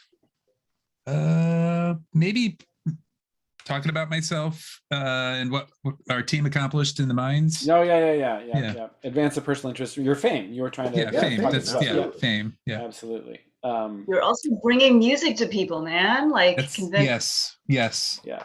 the tambourine lessons. Alexi, what is your current? Is it? It's neutral It's still, neutral, and yeah. and I guess I would argue that the resurrection is bringing balance back. Right, there was a murder committed, Yeah. And a murder has been uncommitted. She has Absolutely. been unmurdered. Yeah. A wrong was made right, and neutral for Laylee too. Oh yeah, I mean, Laylee's kinda- like, go ahead. I was gonna say you also contributed to the maintaining the balance. I mean, you recovered the body specifically. I guess so. So there's that. But what were you gonna say about self-interest? I mean, I was going to. She continues to pursue her own goals to some degree, to a large degree. Like this close to learning bird speaking, it's going to happen. Well, that's. I mean, She's also holding out on converting to Zendrak, right? Keeping the I'm balance. like still leaning, like I'm still leaning Team Arthu here. We'll see if that goes Oh, anywhere. that's right. Oh my God, I forgot about Yeah, that. But, like, personalized invitation. Yeah, I don't think you can like just convert to someone when like a god has talked to you. Yeah. I think- Yeah. Oh, I don't know. That would be a very like Roman Greek thing to do. You know? And But then of course Nabil, then there'd be curses and vengeance, so maybe not. If Zemdrak comes to talk to me, then we'll figure it out. Oh yeah. right, yeah. He's got a one-on-one meeting. Nabil, what's your alignment? Neutral. Oh God, everybody's neutral. You guys. Yeah. So there's restoring the balance. I don't know if Zendrak counts as a personal interest or not. Well, you definitely helped restore the balance because I mean, this whole mission ended up being about that. So you get the XP for that, sure. Did you make an exciting discovery? Anybody? Oh, the maw. Resurrected. Maw of Zemdrak is a Uh-huh, really cool Zemdrak. site. Resurrection can happen. Everybody Yeah. gets XP. Did you overcome a difficult obstacle? Absolutely. Would say yes. And did you acquire some memorable booty? Let's not objectify Hanuna.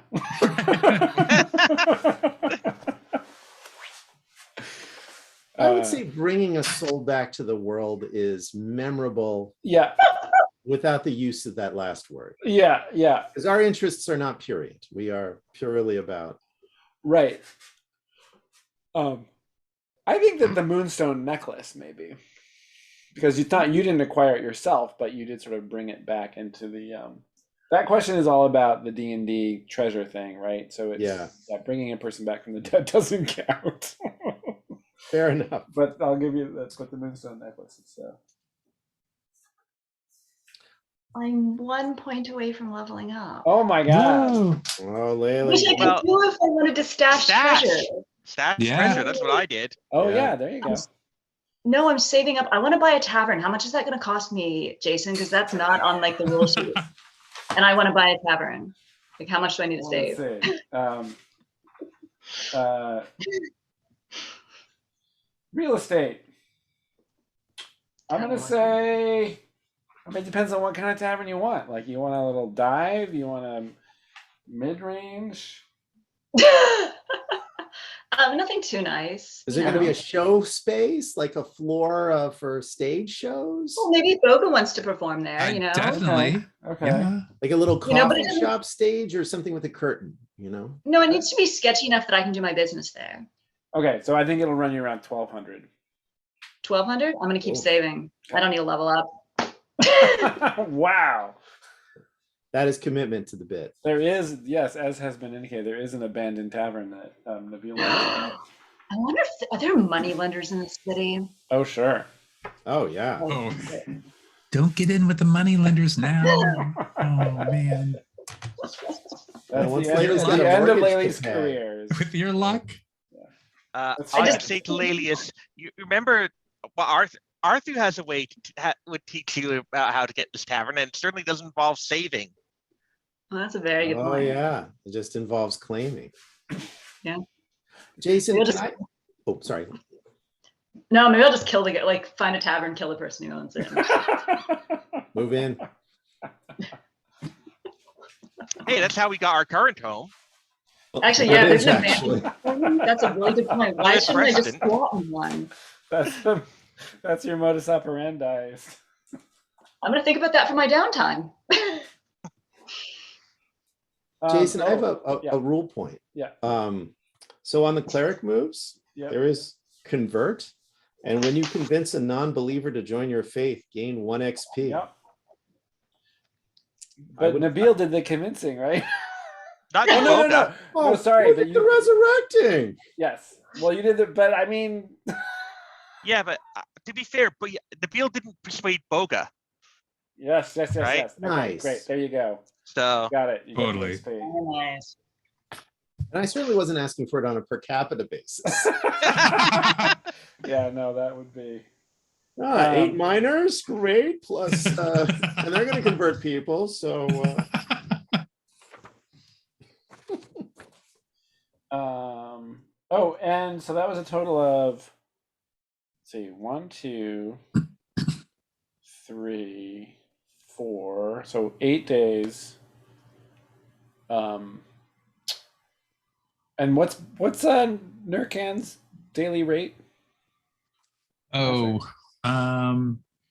it was half the proceeds, and shoot, And then he had like a retainer, right? Like, yeah, I can I think if I just search the search dis- Nurkan. search the Discord.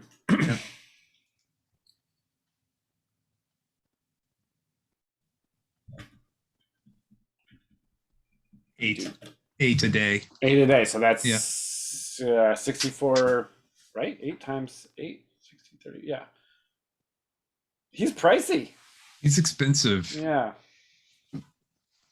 he's kind of worth it, though. I mean, perception plus Ooh. 3, some actual muscle, and Maybe- funny. Funny's worth at least a couple silver a You day. can always ask people to chip in, Boga. If anybody wants to chip in, Laylee, but he's I your only feel- friend. I only pay people that want to work for me. If he wants to work for me, I'm happy to pay him. Oh, But then he works for me. I'll pay him. I'll pay him. You're gonna pay me when I'm at the tavern. Of course. You can get tips too. How much did we say it was? 8 a day? So Yeah, 64, 64 total. 64. All right. Boga's sitting on a nest egg there. Next time, folks. Yeah, I've got 500. Nice. Yeah, something 546. Yeah. You want to go on as a partner in a tavern, Boga? Ooh. Oh, Bo Lalies. Laylee presents Boga's Tavern. No. I think we should. We should talk about that. We should talk I about like that. it. That Well, we- sounds good. Yeah. We also could just squat that tavern. I have The a good empty dancer one. too. I have a good dancer. Oh. Yeah. Oh, that's right. Man. See, this is a good thing. We already have our acts and they already come with an audience. We have our bouncer, Nurkan. That's right. Yeah. Oh my God, this is Oh my great. gosh. You guys are going to end up right, recreating the Boga. most Isley tavern from that's going to be great. It'll be a house band. No, Boga is the house band. Oh, yeah. Well, except Yeah. he's out of town all the time. That's right. That's That's right. We can I'm source sure talent. he'll audition someone really good to like be Sure. the house band. Yep. You know, Ooh. I'm liking this actually. Okay. We just need to scrape together like Much 500 more or we- something more. 400 more maybe. We can do it, Lily. Now I'm down to 4. As long as the tavern has, we can do it offline, but as long Yeah, as I've got a realistic. place to stay in the tavern, Oh yeah. You can stay at the tower. We have room at the tower. the tower's a little sketchy to me. It's kind of like a clubhouse. I don't know. I love it. Oh my God. Boga's a little snobby, remember? It's It's a so little great. snobby. Yeah. Little I mean, snobby. you can stay at the tavern as long as you don't mind like I think we're gonna role play this offline. I love it. We're gonna own a tavern. Stop brainstorming names. I love it. I love how Alright. Moon is getting shaped by like these incidental things that, that the old abandoned tower becomes a clubhouse. This abandoned bar now might become a, like it's really Yeah. cool. Yeah. And Jason, by the way, I just also really liked when we were doing like the that chase sequence a while back that you actually zoomed into the map and were showing us like which streets we actually went down. Was like it really gives it a for me a much stronger sense of place, where when I look at the map of Munhadir, I'm like, oh, that's where the tower is, that's where we had that chase sequence, this is where Alexi used to live. And like it's kind of neat to have that as like the visual anchor for Munhadir and like our little travels in there. Good. I'm glad you like it. Yeah. It's become sort of essential for me to like, especially for something like a town or a city, like to have some, sense of the physical relationship between things. So, and it was fun to have the broken tower just become a thing that then became another thing, and now it's a clubhouse that Boga does not want to set foot in. I'll set foot in it. I just don't. I just It's not my style. can't sleep. It's pretty cramped Yeah. in there. Sleep there, no. Isan's like It's sleeping on the roof. broken in the title. It's There's, broken. There's Come street on. kids running around. Poison being brewed. Yeah. Yeah. All right. Thank you for running this, Jason. Yeah, Another yeah, yeah. awesome you. My session. pleasure. It turned into you guys went looking for a Been looking for turned into a treasure. murder mystery. Well, so now we need to like actually go to the place we were. Sure. Oh, Try I don't know if again. Yeah, there's. maybe we'll make it there this next You time. never know what's gonna happen. Mhm. Well, our usual pattern is we get distracted in round one, and then round Yeah. two we actually show up at the Commit place. to the Yeah, I Yeah. mean, if you guys are interested, I would love us to try to find, especially with the clues we've got, that this may be what's his name's like lair or origin or whatever. Yeah. Like that's a pretty cool mystery. What? And that's how a We West Marches game, works. Is like you set your goal and you go try to accomplish it, but something else gets in the way and you have to deal with that, and then maybe Yeah. you'll come back to that other thing. So And these places turn into be lived in, right? I mean, we keep going past Demir, and that thread has kind of played out in a whole bunch of different ways. And yeah, it's been really cool to see it all kind of layer up upon on layer. And we all knew when we met Laylee the first time that she was eventually going to be, queen of the mountain. But to see it actually happen was kind of great. Yeah, you might have thought that. I thought Lily was going to die in the first round. I'll just say that is a good name for a tavern, Queen of the Mountain. Oh yeah. Oh, There, now I we're mean, talking. Laylee likes that. If Yeah. Boga's into that, Laylee will. Yeah. Boga know, presents. I love that you Boga guys are going to Iron struggle over production. billing. Or is it the Boga Iron Singer restaurant That's, group? that's You know? That's what it is. yeah. Boga's like that. Who's that big promoter in the Bay Area back in the day? Oh, Bill, uh, right? The big guy that did all the. It was like Journey and all those. Bay Yeah, Area yeah. bands. I Yeah. can't remember his name. Anyway, Yeah. Boga's nothing like that guy. No. He was bad news. Yeah. All right, thank you everybody so much Thank you. for that. So Right. entertaining. See some of you later this week. Yeah. Too much. All right. Have All a right. good night. See ya. Cheers, guys. Bye. Be well. See ya.